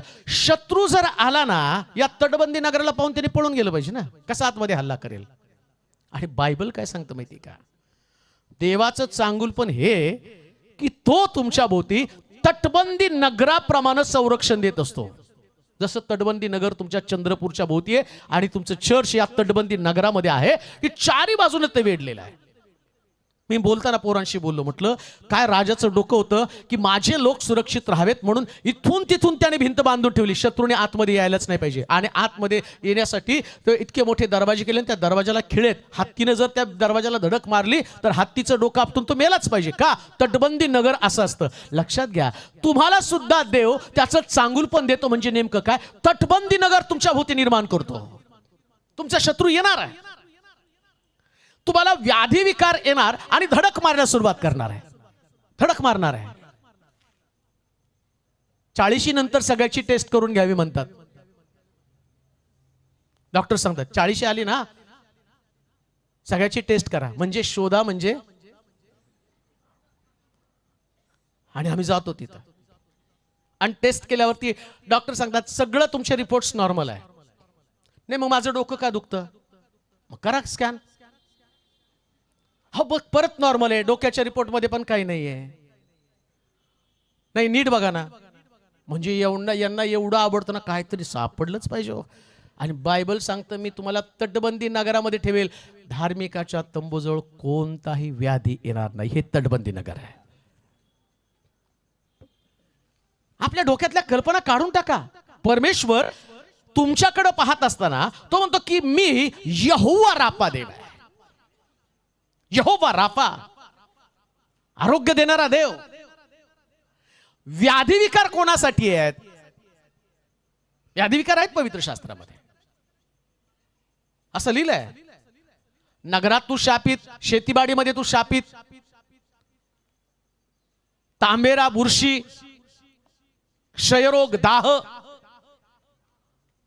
बुरशी म्हणजे आम्ही पाहतो की म्युकरमायसिस नाही का मध्ये आलं, ते हे बायबलमध्ये दिलंय, येईल म्हटलं ते म्युकरमायसिस, बुरशीचा आजार. तेव्हा नाही कळालं म्युकरमायसिस बुरशी काय असती, पण कोरोना झाल्यावर कळलं की बुरशी म्हणजे काय, ती डोळ्याला लागलेली बुरशी आहे. आणि तो काय म्हटलं माहिती का, हे सगळे आजार मी तिकडे पाठवून देईल. कुठं पाठवून देईल? जे माझ्या आज्ञेचं पालन करत नाही त्यांच्याकडं. कॅन्सर पण बुरशीच आहे, कॅन्सर म्हणजे पण ती बुरशी आहे. सगळं शरीराभोवती त्या असणाऱ्या गाठी तयार होतात बुरशी सारख्या. ही भीती आहे तुम्हाला. तुमच्या घरामध्ये कोणाला तरी झालाय तर तुम्हाला त्याची भीती आहे. हा शत्रू तुमच्या घराच्या दारावरती दस्तक देणार आहे. तुमच्या घरामध्ये कोणाला शुगर आहे, तुम्हाला ती शुगर होणार आहे, हा शत्रू दारावरती दस्तक देणार आहे. बीपीचा त्रास तुमच्या फॅमिलीमध्ये कोणाला तरी आहे आणि त्याच्यामुळे तो वंश परंपरागत तुमच्याकडे येणार आहे. पण आता बायबल काय सांगतं, मी तटबंदीची नगरं, माझं चांगुलपण म्हणजे तटबंदीची नगरं तुमच्या भोवती उभी करेल. तटबंदी उभी करेल, सगळी तटबंदी येईल तुमच्याकडे. कॅन्सर दस्तक देईल, शुगर, बीपी या सगळ्या असणारे आजारपण हे शत्रू तुमच्या दारावरती येऊन तुम्हाला दस्तक देईल. पण लक्षात ठेवा, प्रभूचं चांगुलपण, या रोगाने तुम्ही मरणार नाही, तर या रोगावरती तुम्ही विजय मिळवणार आहात. मरणार नाही तुम्ही प्रिया. एका मीटिंगला परवा मी गेलो, त्यावेळेस एक आंटी माझ्याकडे पळत पळत आल्या. म्हणले, थांबा पालक साहेब, साक्ष ऐकून सांगायची मला तुमची. म्हणलं, काय साक्ष? माझ्या दोन्ही किडन्या फेल होत्या, फुफ्फुस निकामी झालं होतं, हृदयामध्ये प्रॉब्लेम होता, सगळं बरं का, सगळे प्रॉब्लेम, फुफ्फुस निकामी, किडन्या दोन्ही फेल, हृदयामध्ये प्रॉब्लेम. आणि डॉक्टरनं सांगितलं 12 तासामध्ये यांचं सगळं काही आता निर्वाणिरोग करायची, तुमचे नातेवाईक बोलून घ्या. आणि त्यांनी सगळ्या नातेवाईकाला बोलून घेतलं.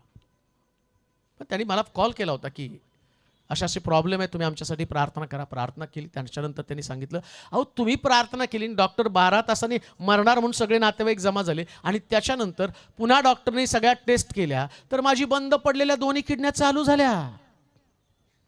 का? तर तुमचा शत्रू आतमध्ये येऊ शकत नाही हो, भीती घालणार आहे. बरं, काही कथेमधला कल्पनेतला हा देव नाहीये, हा देव ओरिजिनल आहे, त्याचं चांगुलपण तुम्हाला दिसणार आहे. आणि ते म्हटले, त्याच्यानंतर आज 2 वर्ष झाले मी जिवंत आहे. 2 वर्षापूर्वी मरणार होते, पण आता सुद्धा माझं सगळं फंक्शन व्यवस्थित आहे. का? कारण मला देवानं त्याचा हात दाखवलाय. देवाचे प्रिय लोक हो, ज्यास प्रभू तुमच्या बरोबर असतो ना, देव त्याचं चांगुलपण तुम्हाला दाखवतो. तुम्ही सुरक्षित राहता. छाती दुखू द्या, डोकं दुखू द्या, अगो घाबरायचं नाही लगेच. आणि आमच्याकडचे लोक तर ते भेटायला आले इतके डेंजर असतात ना. नाही, परवा त्यांचं डोकं दुखलं, ऑफ झाले हो. सांभाळा बरं का. आणि यांना बोललं असतं प्रार्थनेला, या ना प्रार्थनेला, आणि प्रार्थना करून देवा याला सांभाळ, तर काळजी घ्या बरं का. परवा असंच छातीत दुखलं, ऑफ झाले. हे देवाचं चांगुलपण.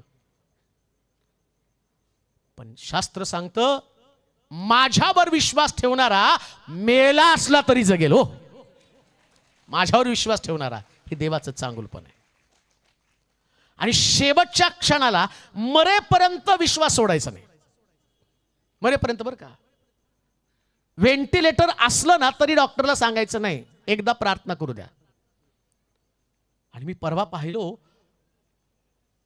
95 वर्षाच्या आजी बरं का. किती वर्षाच्या? 95. आणि त्यांच्या नातीनं मला फोन केला आणि सांगितलं की आजी खूप सिरियस आहे, बेशुद्ध आहेत, तुम्ही प्रार्थना करा त्यांनी शुद्धीवरती यावं. म्हटलं आता 95 वर्ष ठेवलं तरी यांना मरू द्यायचं नाही. आणि काही काही लोक प्रार्थना करतात, खूप जगलेत, आता प्रार्थना करा, देवानी त्यांना ह्याही प्रार्थना आहेत, देवानी त्यांना विसावा द्यावा, यांना विसावा द्यावा. प्रभू, कधी कधी मला प्रश्न पडतो, काय प्रार्थना करावी, त्यांना विसावा द्यावा आम्हाला. आणि इतकं गोड बोलतात, रे आम्हाला त्यांचं दुःख बघवत नाही म्हणून त्यांना विसावा द्यावा. आणि ते म्हटलं नाही, आमच्या आजी आम्हाला जिवंत पाहिजे, खाणं पिणं त्यांनी सोडलं, बेशुद्ध आहेत, आणि आम्हाला वाटतं की प्रार्थना केल्यावर ते शुद्धीवरती येतील. आता मला फक्त प्रार्थनाच करायची, चांगुल पण देवाला दाखवायचं आहे. थोडं मी काय करू शकणार आहे तिथं.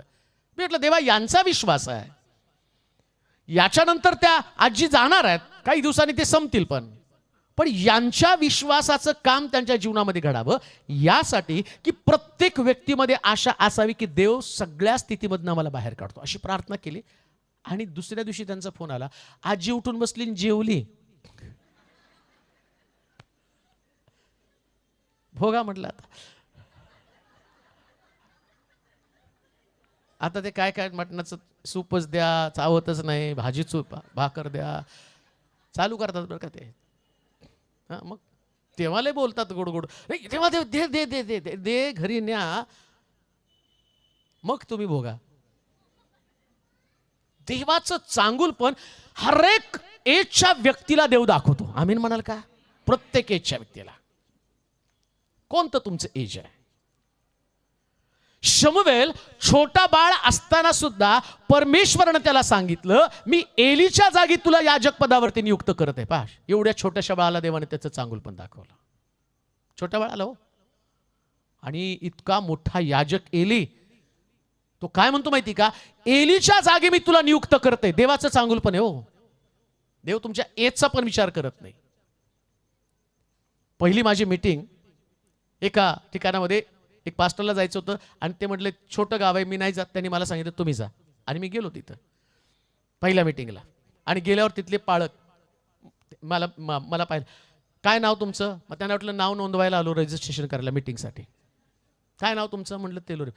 तेलोरे पास्टर म्हणजे तुम्ही प्रिचर म्हणून आला का? तो म्हटलं होय. त्यांनी लावला डोक्याला हात. ज्याला बोलवलं त्यांनी तेलोरेला पाठवलं का? आणि हा काय सांगणार आहे? आणि थोडंसं मलाही टेन्शन आलं. म्हटलं ह्यांनी मला ओळखलंच नाही, आणि ओळखायला मी कुठं अजून प्रिचिंग, पहिलीच माझी मीटिंग होती. गेलो तिथं आणि प्रिचिंग करायला सुरुवात केली. मीटिंग चर्चमध्ये होती.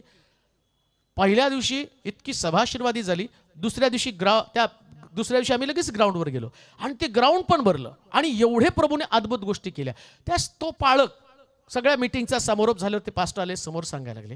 म्हटले हा व्यक्ती ज्यावेळेस पहिल्यांदा आला, ते म्हटलं एवढीस तरुण पोरगा हा काय वचन सांगणार आहे? आणि मला मोठा प्रश्न पडला, आपली मीटिंग फेल जाणार आहे. पण ज्यावेळेस त्यांनी वचन सांगितलं, त्या वचनाचा गुढार्थ समजून तरुण लेकराने बाप्तिस्मा घेतला, तरुण लेकराने आपलं जीवन समर्पित केलं. त्यास म्हणतो ही मूर्ती लहान आहे पण कीर्ती महान आहे. का? देव कोणत्याही एजच्या व्यक्तीला त्याचं चांगुलपण दाखवतो. हे थिंकिंग काढून टाका. हा विचार तुमच्या डोक्यातनं काढून टाका. मोशेला तो म्हणतो माझं चांगुलपण मी तुझ्या समोरून चालवेल. काय त्याच्या चांगुलपणामध्ये? तटबंदी. लक्षात घ्या, देवाचं चांगुलपण म्हणजे तुमचं घर, तुमचा परिवार, तुमचा बिझनेस, तुमची नोकरी, या सगळ्याला तटबंदी नगराची गरज आहे. सगळ्याला तटबंदीची गरज आहे बरं का. तुमची नोकरी पण सुरक्षित नाहीये, त्याच्यावरती हल्ला होणार आहे. स्पर्धा एवढी आहे, त्या स्पर्धेमध्ये कोणीतरी तुमच्या विरुद्ध बॉसला कान भरून तुमच्या नोकरीवरती गदा आणेल. तुमच्या बिझनेसमध्ये ज्या प्रकारची कॉम्पिटिशन आहे, या कॉम्पिटिशनमध्ये तुमचा बिझनेस पण फेल होऊन जाणं गरजेचं आहे. सगळीकडे असंच होणार आहे. पण देवाचं चांगुलपण काय की तो म्हटला मी तटबंदी नगर करेल तुझ्या भोवती. म्हणजे काय माहिती का? तुझ्या बिझनेसला हलवण्यासाठी, तोडण्यासाठी पुष्कळ लोक जीवाचं रान करतील, पण तुझा बिझनेस फेल जाणार नाही. का? कारण देवाचं चांगुलपण तुझ्यावरती आहे. कोरोनामध्ये पुष्कळ लोकांच्या नोकऱ्या गेल्या, काहींची घरं गेली, फ्लॅटचे हप्ते भरू शकले नाही. तुमचं घर सुरक्षित आहे, तुमची नोकरी सुरक्षित आहे, तुम्ही कर्जामध्ये अडकला नाही. याचं कारण देवाचं चांगुलपण आहे, तुमचं चांगुलपण नाही प्रियांनो. तुमच्या परिवारातले लोक जवळ आहेत तुमच्या. कोणी गेलं नाही तुमच्या परिवारामधलं? जा तिथं स्मशानामध्ये जाऊन बघा कशा रांगा लागल्या होत्या. करोडो रुपयाची प्रॉपर्टी असणारे लोक एखाद्या जनावराप्रमाणे त्यांचं प्रेत टाकून दिलं जात होतं आणि एकावर एक प्रेत रचून त्याला अग्नी दिला जात होता. मरणारा व्यक्ती श्रीमंत आहे का गरीब आहे कोणी सुद्धा त्या ठिकाणामध्ये पाहत नव्हतं. पण प्रभूनं तुम्हाला तिथं नाही टाकलं. तुम्ही आज ज्या खुर्चीवरती आहात हे प्रभूचं चांगुलपण आहे प्रियांनो. तिथं तुम्ही नव्हता, तिथं तुम्ही नव्हता. कित्येक सेवक जग सोडून गेले हो. कित्येक सेवक लोकांना भयानक प्रकारच्या वेदना भोगाव्या लागल्यात. मी ते वाईट होते असं म्हणत नाही. धार्मिक मरतो, धार्मिकाचं मरण देवाला अतिशय प्रिय आहे, त्याच्या भक्ताचं मरण देवाला प्रिय आहे. पण लक्षात ठेवा, तिथं सेवक मेले आणि मी इथं उभं राहून तुमच्या समोर प्रीचिंग करतो, हे माझं चांगुलपण नाही, माझ्या देवानं माझ्यावर टाकलेला विश्वास आहे, म्हणून आम्ही या ठिकाणामध्ये आहोत. सुरक्षित ठेवलंय तुमच्या कुटुंबाला, तुमच्या लेकरांना. तुमची लेकरं घरी जातात येतात, तुमची तरुण लेकरं कॉलेजमध्ये जातात, ते ड्रग्समध्ये सापडत नाहीत.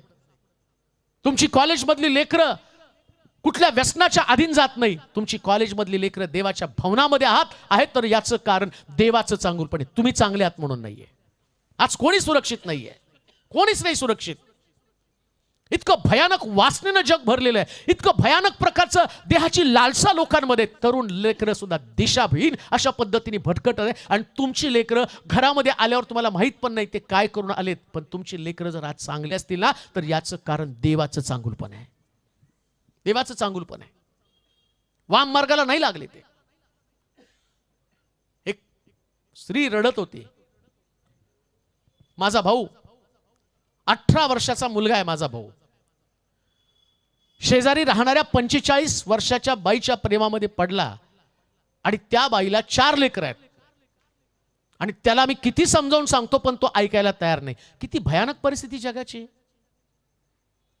किती वातावरण घाण आहे, किती भयानक प्रकारची परिस्थिती आहे. का असं घडत आहे? आणि तुमच्या परिवारामध्ये, तुमच्या घरामध्ये हे सगळं वातावरण चांगलं आहे. कधी तुम्हाला वाटत नाही का देवाचं चांगुलपण देवाने मला दाखवलं, परमेश्वराचा अनुग्रह प्रभूने मला दाखवला? काय देवाच्या चांगुलपणाबद्दल तुम्ही कधी त्याला धन्यवाद दिला का? तटबंदीची नगरं तुमच्या घराला प्रभूने सुरक्षित केलेलं आहे. तुम्ही सुरक्षित आहात. रस्त्यानं जाता येता तुमच्या गाडीचा अपघात होत नाही. तुझ्या उजवीकडे सहस्रावधी, डावीकडे लक्षावधी पडतील पण ते तुला भिडणार नाही. आज तुम्ही एवढ्या मोठ्या अपघातातनं, संकटातनं वाचता, याचं कारण तुम्ही तटबंदी नगरामध्ये सुरक्षित आहात आणि देवाचं चांगुलपण आहे. देवाच्या चांगुलपणाचा अनुभव घ्या. दुसरी गोष्ट आपण वाचणार आहोत त्याच वचनामध्ये, त्यांनी तटबंदीची नगरे व सुपीक भूमी. दुसरी गोष्ट, देवाचं चांगुलपण म्हणजे सुपीक भूमी काबीज केली.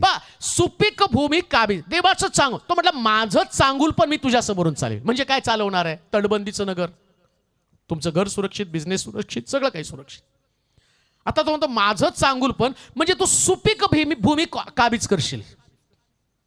तुझी भूमी जी आहे ती सुपीक, म्हणजे फळ तुझ्या जीवनामध्ये नक्की असणार आहे. अनेक लोकांना फळाची गरज आहे. काम करतात तर फळाची अपेक्षा आहे. नोकरी करता तर चांगला पगार तुम्हाला मिळायला पाहिजे. स्ट्रगल करता, अभ्यास करता, एवढं तुम्ही सगळं संघर्ष करता, परंतु संघर्षानंतर तुमच्याकडे अपयश आहे, तुमच्या पदरामध्ये निराशा आहे. आणि का निराशा माहिती का? पुष्कळ लोक म्हणतात आम्ही एवढं स्ट्रगल केलं, एवढं कष्ट केलं, पण अजूनही मी कष्टामध्ये मरत आहोत. कष्टात मरू नका, नका मरू कष्टामध्ये. दावीद म्हणतो त्यानं मला धुळीतनं काढून राजगादीवरती बसवलं, तो नाही कष्टामध्ये मेला. मोशे मरणाच्या ठिकाणामध्ये अडकलेला असताना तो फारो मोशेला आणि त्याच्या वयाच्या लेकरांना मारत होता, परंतु तरी सुद्धा मोशेच्या आईनं काय केलं माहिती का? पेटारामध्ये ठेवलं. आता तो मोशे तलवारी खाली नव्हता, तर मोशे फारोच्या घरामध्येच लहानाचा मोठा झाला, राजवाडा मिळाला. देवाचं चांगुलपण आहे. सुपीक भूमी, सक्सेस. देवाचं चांगुलपण जर तुम्हाला कळालं ना, तुम्ही सगळ्या क्षेत्रामध्ये सक्सेसफुल होणार. आमेन म्हणाल का? सगळ्यामध्ये सक्सेस होणार बरं का. सगळ्यामध्ये, प्रत्येक गोष्टीमध्ये तुम्ही सक्सेस होणार. हा देवाचं चांगुलपण आहे. तुम्हाला काय वाटतं? तुमची बुद्धिमत्ता, तुमचं ज्ञान नाही हो. ज्ञानावर किती पण उड्या मारा, एक दिवशी तुमचं ज्ञान तुम्हाला आपटणार आहे. पण देवाच्या चांगुलपणाचा हात जर तुमच्या डोक्यावरती असेल ना, तर जगातला कोणताच व्यक्ती तुम्हाला विरोध करू शकणार नाही, तुम्हाला संपू शकणार नाही. कोणाचीच ताकद नाही संपवायची. कोण संपवणार आहे तुम्हाला? फारो इस्रायल लोकांच्या मागे लागला, संपवण्याचा प्रयत्न केला. अरे हे गुलाम आमच्यापासून पळून चाललेले आहेत. परमेश्वर त्यांना म्हटला मी तुम्हाला दुधामध्याच्या प्रदेशामध्ये घेऊन जाणार आहे. आता फारो कसं दुधामध्याच्या प्रदेशात जाता म्हणून फारो त्यांच्या मागे लागला. देवानं पण त्याच्या मागे येऊ दिलं. पण असं लिहिलंय शास्त्रामध्ये, फारोचं सैन्य रथ घोडे समुद्रामध्ये आल्यावर परमेश्वरानं वारा वाहवला आणि वाऱ्यानंतर पाण्याच्या राशीच्या राशी भिंतीसारख्या तयार झाल्या. कोरड्या भूमीवर चालावं तसं इस्रायल लोक चालत गेले आणि जो फारो यांना फळापासून वंचित करणार होता, दुधामधाच्या प्रदेशात जाण्यापासून अटकाव करणार होता, तो फारो समुद्राच्या खोल तळामध्ये गडप झाला. हे देवाचं चांगुलपण आहे. देव ज्यावेळेस त्याचं चांगुलपण तुम्हाला देतो ना फारो ना जगातला कोणता राजा ते चांगुलपण तुमच्यासाठी अडवू शकणार आहे. कोणीच नाही अडवू शकणार. लक्षात ठेवा, रोज सकाळी उठल्यावर एक गोष्ट बोलायची की मी सक्सेसफुल व्यक्ती आहे. आमेन म्हणाल का? रडत रडत उठू नका. कसं होणार, काय होणार, नोकरी लागेल का, गव्हर्नमेंटचा जॉब लागेल का, असं नाही झालं तसं नाही झालं, हे कुरकुर जगातल्या लोकांसाठी आहे. देवाच्या लोकांना परमेश्वराचं अभिवचन आहे, माझं चांगुलपण मी तुझ्या समोर चालवेल. सगळ्यात चांगल्या नोकऱ्या देव तुमच्या समोरून चालवणार. सगळ्यात चांगल्या नोकऱ्या तुमच्या आहेत बरं का. हे आमच्या स्वर्गातील काय म्हणता, हे आमच्या स्वर्गातील, जरा जोरात बोला की, हे आमच्या स्वर्गातील. आणि अंबानीचं पोरग म्हणतं मला चहा नाही. अरे 65,000चं पाणी पिता ना, का तर त्याचा बाप अंबानी आहे आणि माझा बाप अंबानीचा पण बाप आहे. सगळ्या चांगल्या गोष्टी तुम्हाला आहेत. सगळं तुम्ही सकाळी उठल्यावर. तुमचा प्रॉब्लेम काय माहिती का, तुमचा प्रॉब्लेम उधळ्या पुत्राच्या भावासारखा आहे. उधळ्या पुत्र घरी आला, सगळं उधळलं आणि बापानं बैल कापला आणि सगळ्याला मेजवानी दिली आणि पोरगा आला बकऱ्या चारून. विचारलं काय झालं आज, काय घरात पार्टी दिसायला लागली. आत्या आली का माझी, मामा आला का, कोण आलं, घरात लई लग्न दिसते. आत्या मामा कोण नाही, तुझा उधळलेला भाऊ आला. आणि काय केलं, उधळ्या भाऊ आला होय, तुझ्या बापानं पुष्टक पशु कापलाय, बैल कापलेला आहे. तो रुसून बसला तिथं. आणि मग कोणीतरी सांगितलं की आलाय दादा, आलाय दादा, आलाय दादा, बाहेरच बसलाय.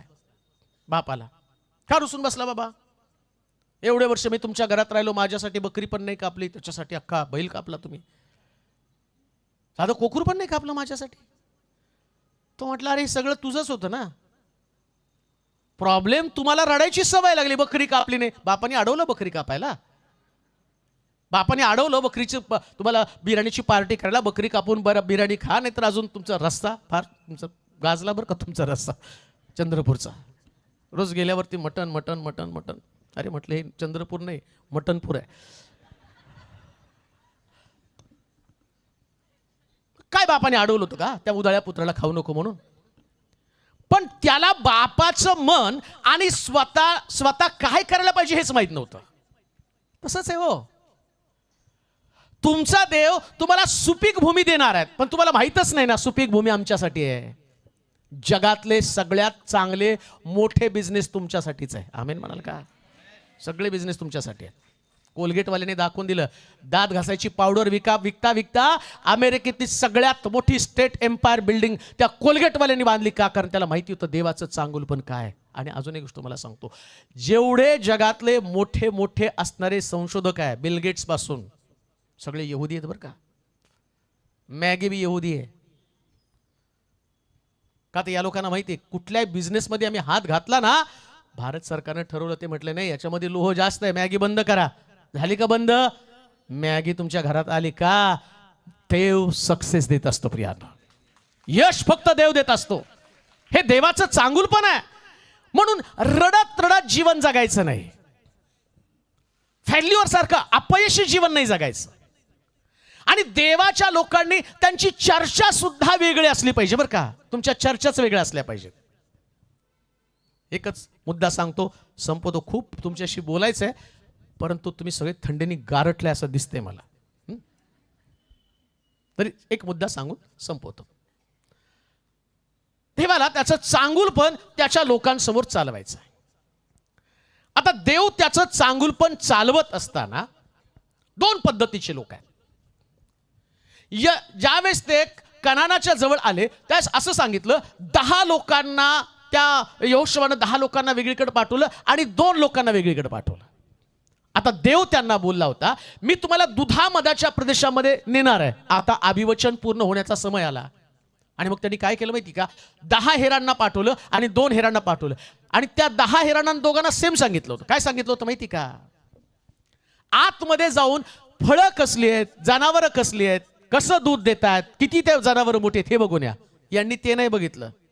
त्यांनी गेले आणि काय बघून आले माहिती का, कनानामध्ये फार उंच उंच राक्षस आहेत, धिप्पाडासारखे लोक आहेत, पहाडासारखे लोक आहेत. आणि ते किती किती होते माहिती का, असं म्हणतात जवळजवळ त्यांचं पलंग, हे कनानी जे आहेत ना, त्यांचा पलंग, झोपण्याचा पलंग 18 फुटी होता. 18 फुटी लांब, एवढ्या मोठ्या पलंगावर ते झोपायचे. तुम्हाला पलंगाची उंची नाही मोजायला पाठवली, मग तुम्हाला कशासाठी? आंबे किती मोठे ते बघा ना, सीताफळ किती मोठे ते बघा. तुम्ही गेला आणि कनान्यांची उंची मोजली, आणि दुसरे दोन जे गेले ना, त्यांनी जाऊन त्यांना ते हेर आले. म्हटले नाही, देवानं जो देश दिला ना, तिथली फळं एवढी मोठी आहेत, तिथल्या वनस्पती एवढ्या भारी आहेत, जनावर सुद्धा एवढी मोठी आहेत, अशी जनावर आम्ही पाहिले. पाहता काय त्याच्यावर डिपेंड आहे ना. तुम्ही जर कनानी पाहिले तर राक्षस दिसतील. आणि दुसरी गोष्ट, ते मोठे होते म्हणून त्यांची जनावरं मोठी होती ना, ते मोठे होते म्हणून त्यांची फळं मोठी होती. बघा आता आमच्याकडं जर बघितलं तर द्राक्षाचे गडी एवढे छोटे छोटे, इस्रायलमध्ये बघितलं तर माणसाच्या उंची एवढं. द्राक्षाची घड बघा, त्यांची केळीच्या बागा बघा, त्यांचे सीताफळ बघा, त्यांचे अंजीर बघा, एवढं सगळं मोठं कसं? कारण दुधामधाचा प्रदेश काय ते त्यांनी जाणलेलं आहे. त्यांना माहिती की आमचा देश, देव आमच्या देशाला असं संपन्न करणार आहे. मग तुमच्या लक्षात येत नाही का, ज्या यहोवा देवाची तुम्ही सेवा करत आहात, तो देव तुम्हाला सुपीक जमिनी देणार आहे. सुपीक. चंद्रपूरच्या लोकांना व्हिजन, फोकस तुमचा फेल्युअर म्हणून बघू नका, अपयश अशी पण प्रार्थना करू नका. अर्धी भाकर तर देवा मला दे, नाही, पूर्ण भाकर देवाकडे मागा. आमेन म्हणाल का? असं म्हणू नका, एक 10,000ची नोकरी देवाने दिलं तरी मला खूप बरं वाटेल. स्वप्न बघतानाच म्हणायचं पॅकेज चांगलं पाहिजे, 12 लाख 15 लाख. आमेन म्हणा. ओ, तुम्हाला त्या लाखातच समाधान येते. 10,000 पगार घ्यायचा आणि झोपायचं निवांत घरामध्ये, नाही का? मोठं सगळं. सुपीक जमिनीची अपेक्षा करा, हे देवाचं चांगुलपण आहे. ऐका बरं का, परवा एका तरुणानं मला फोन केला, आणि माझ्या जे व्हॉट्सअपला आहे त्यांना माहिती, मी असं काही खोटं सांगत नाही. त्याच्यात सगळ्या साक्षी स्टेटसवर मी ठेवत असतो, की जेणेकरून लोकांना कळावं हे अशा पद्धतीने देव काम करतो. बरेच वर्ष, मला वाटतं कोरोनानंतर 2 वर्ष तो बेकार होता, नोकरी लागायला तयार नाही. आणि मग हताश होऊन त्याने म्हटलं, पाळक साहेब, घरातली परिस्थिती फार वाईट आहे, नोकरीसाठी फार स्ट्रगल करत आहे, प्रभूनं काहीतरी करून एक 20-30 हजाराची नोकरी तरी मला द्यावी. मी म्हटलं, देवा, यांनी 2-3 वर्ष खूप स्ट्रगल केलेला आहे, याच्यासाठी काहीतरी चांगलं अशा पद्धतीचं उभं कर, की जेणेकरून हा आनंदित व्हायला पाहिजे. आणि दुसऱ्याच दिवशी तो म्हणतो, अहो, मी 1 वर्षापूर्वी एका ठिकाणामध्ये इंटरव्ह्यू देऊन आलो होतो, आणि त्या कंपनीने मला ऑफर लेटर दिलंच नव्हतं, पण तुम्ही प्रार्थना केली तर देवानं 12 लाख पॅकेज असणारी नोकरी मला दिलेली आहे. अहो, तुम्ही मागता काय देव देतो काय? सुपीक प्रदेश हे देवाचं चांगुलपण आहे. आणि आज रात्री मी तीच गोष्ट तुम्हाला सांगत आहे. सभा संपतील, हो, वक्ते येतील आणि जातील. वक्त्याच्या शब्दामध्ये चांगुलपण नाही, पण देवाच्या अभिवचनांमध्ये चांगुलपण आहे. देवाच्या अभिवचनामध्ये जो तुम्हाला दाखवत आहे ना मी, तोच भारी आहे. जो तुम्हाला प्रेझेंट केलेला आहे, जो तुमच्या समोर मांडलेला आहे, याच्यासारखा तुम्हाला कुठं नाही सापडणार बरं का. तो 1 पीस देव आहे. म्हणून तो म्हटला, मी अनन्य देव आहे, माझ्यासारखा, माझ्या तुल्य दुसरा कोणीच देव नाही. तुम्ही गीत गाताना किती एन्जॉय करता, की त्याच्यासारखा दुसरा कोणी नाही. मग तुम्ही ते एन्जॉय करताना देवाला सुद्धा वाटतं, या लोकांचा माझ्यावर एवढा विश्वास आहे, माझ्यासारखा दुसरा कोणी नाही. मग तुम्ही गाताना स्वर्गातलं देव नुसतं गंमत बघ का, यांना माझ्यावर एवढा विश्वास आहे, माझ्यासारखा कोणी नाही, मी गातो नाही, येशू सारखा कोणी नाही. मग मी धावलो, मी पडलो नाही का ना, ते मी धावलो. तुमच्याकडे गातात का नाही माहित नाही, पण आमच्या सोलापूरमध्ये गातात, येशू सारखा कोणी नाही, त्याच्यासारखा कोणी नाही. मी धावलो, मी शोधलो सगळीकडं, आणि मग म्हणतो कोणी नाही येशू सारखा. मग हे तुम्ही गाताना तो नुसतं हा चांगलं बोलतोय, चांगलं बोलतोय. अहो, दावीद राजा उपासना करून आल्यावर, आराधना करून आल्यावर असं लिहिलं की तो आपल्या लेकरांकडे गेला आणि त्याने सगळ्या लेकरांना त्याचे आशीर्वाद दिले. राजा असताना तो आशीर्वाद देतो. आमचा देव पण राजांचा राजा आहे. तुम्ही उपासना करताना त्यास देव तुम्हाला आशीर्वाद देत असतो या चांगुलपणाचं. तुम्ही वर्शिप केलेली ही टीम आहे ना, 100% सांगतो, देवाचं फार मोठी कृपा तुमच्यावर असणार आहे. फार मोठी कृपा बरं का. तुम्ही उभं राहिला ना, भर पावसामध्ये तुम्ही आला. जे लोक पावसामध्ये घरी थांबले देवाचं चांगुलपण अनुभवणार नाही, पण तुम्ही पावसात आले का? कारण आमचा देव चांगला आहे प्रियानो, आमचा देव चांगला आहे. माझं चांगुलपण मी तुमच्या समोर चालवेल. आणि आज रात्री आम्हाला देवाच्या चांगुलपणाचा अनुभव घ्यायचा. तयार आहात का तुम्ही? तुम्हाला वाटतं का काहीतरी वेगळं माझ्या जीवनामध्ये घडावं? बरं का, असं जाऊ नका. एक्साइटमेंट घेऊन यायचं की प्रभू माझा विश्वास आहे, आता अशी एक सिच्युएशन घेऊन देवाकडे या. आणि तुम्हाला असं वाटलं पाहिजे की देवाचा अनुग्रह माझ्यावरती यावा. हगार देवाच्या मंदिरामध्ये रडत होती, ती अनुग्रह मागत होती. कोणता अनुग्रह? देवानं तिला शमूएलाचा अनुग्रह दिला, हगारेला शमूएलाचा अनुग्रह दिला. तुम्हाला सुद्धा देव अनुग्रह देणार आहे. ऐका, असं जाऊ नका. माझं येणं तुम्हाला एंटरटेन करण्यासाठी नाहीये. मी या ठिकाणामध्ये आलो तुम्हाला भेटण्यासाठी नाही.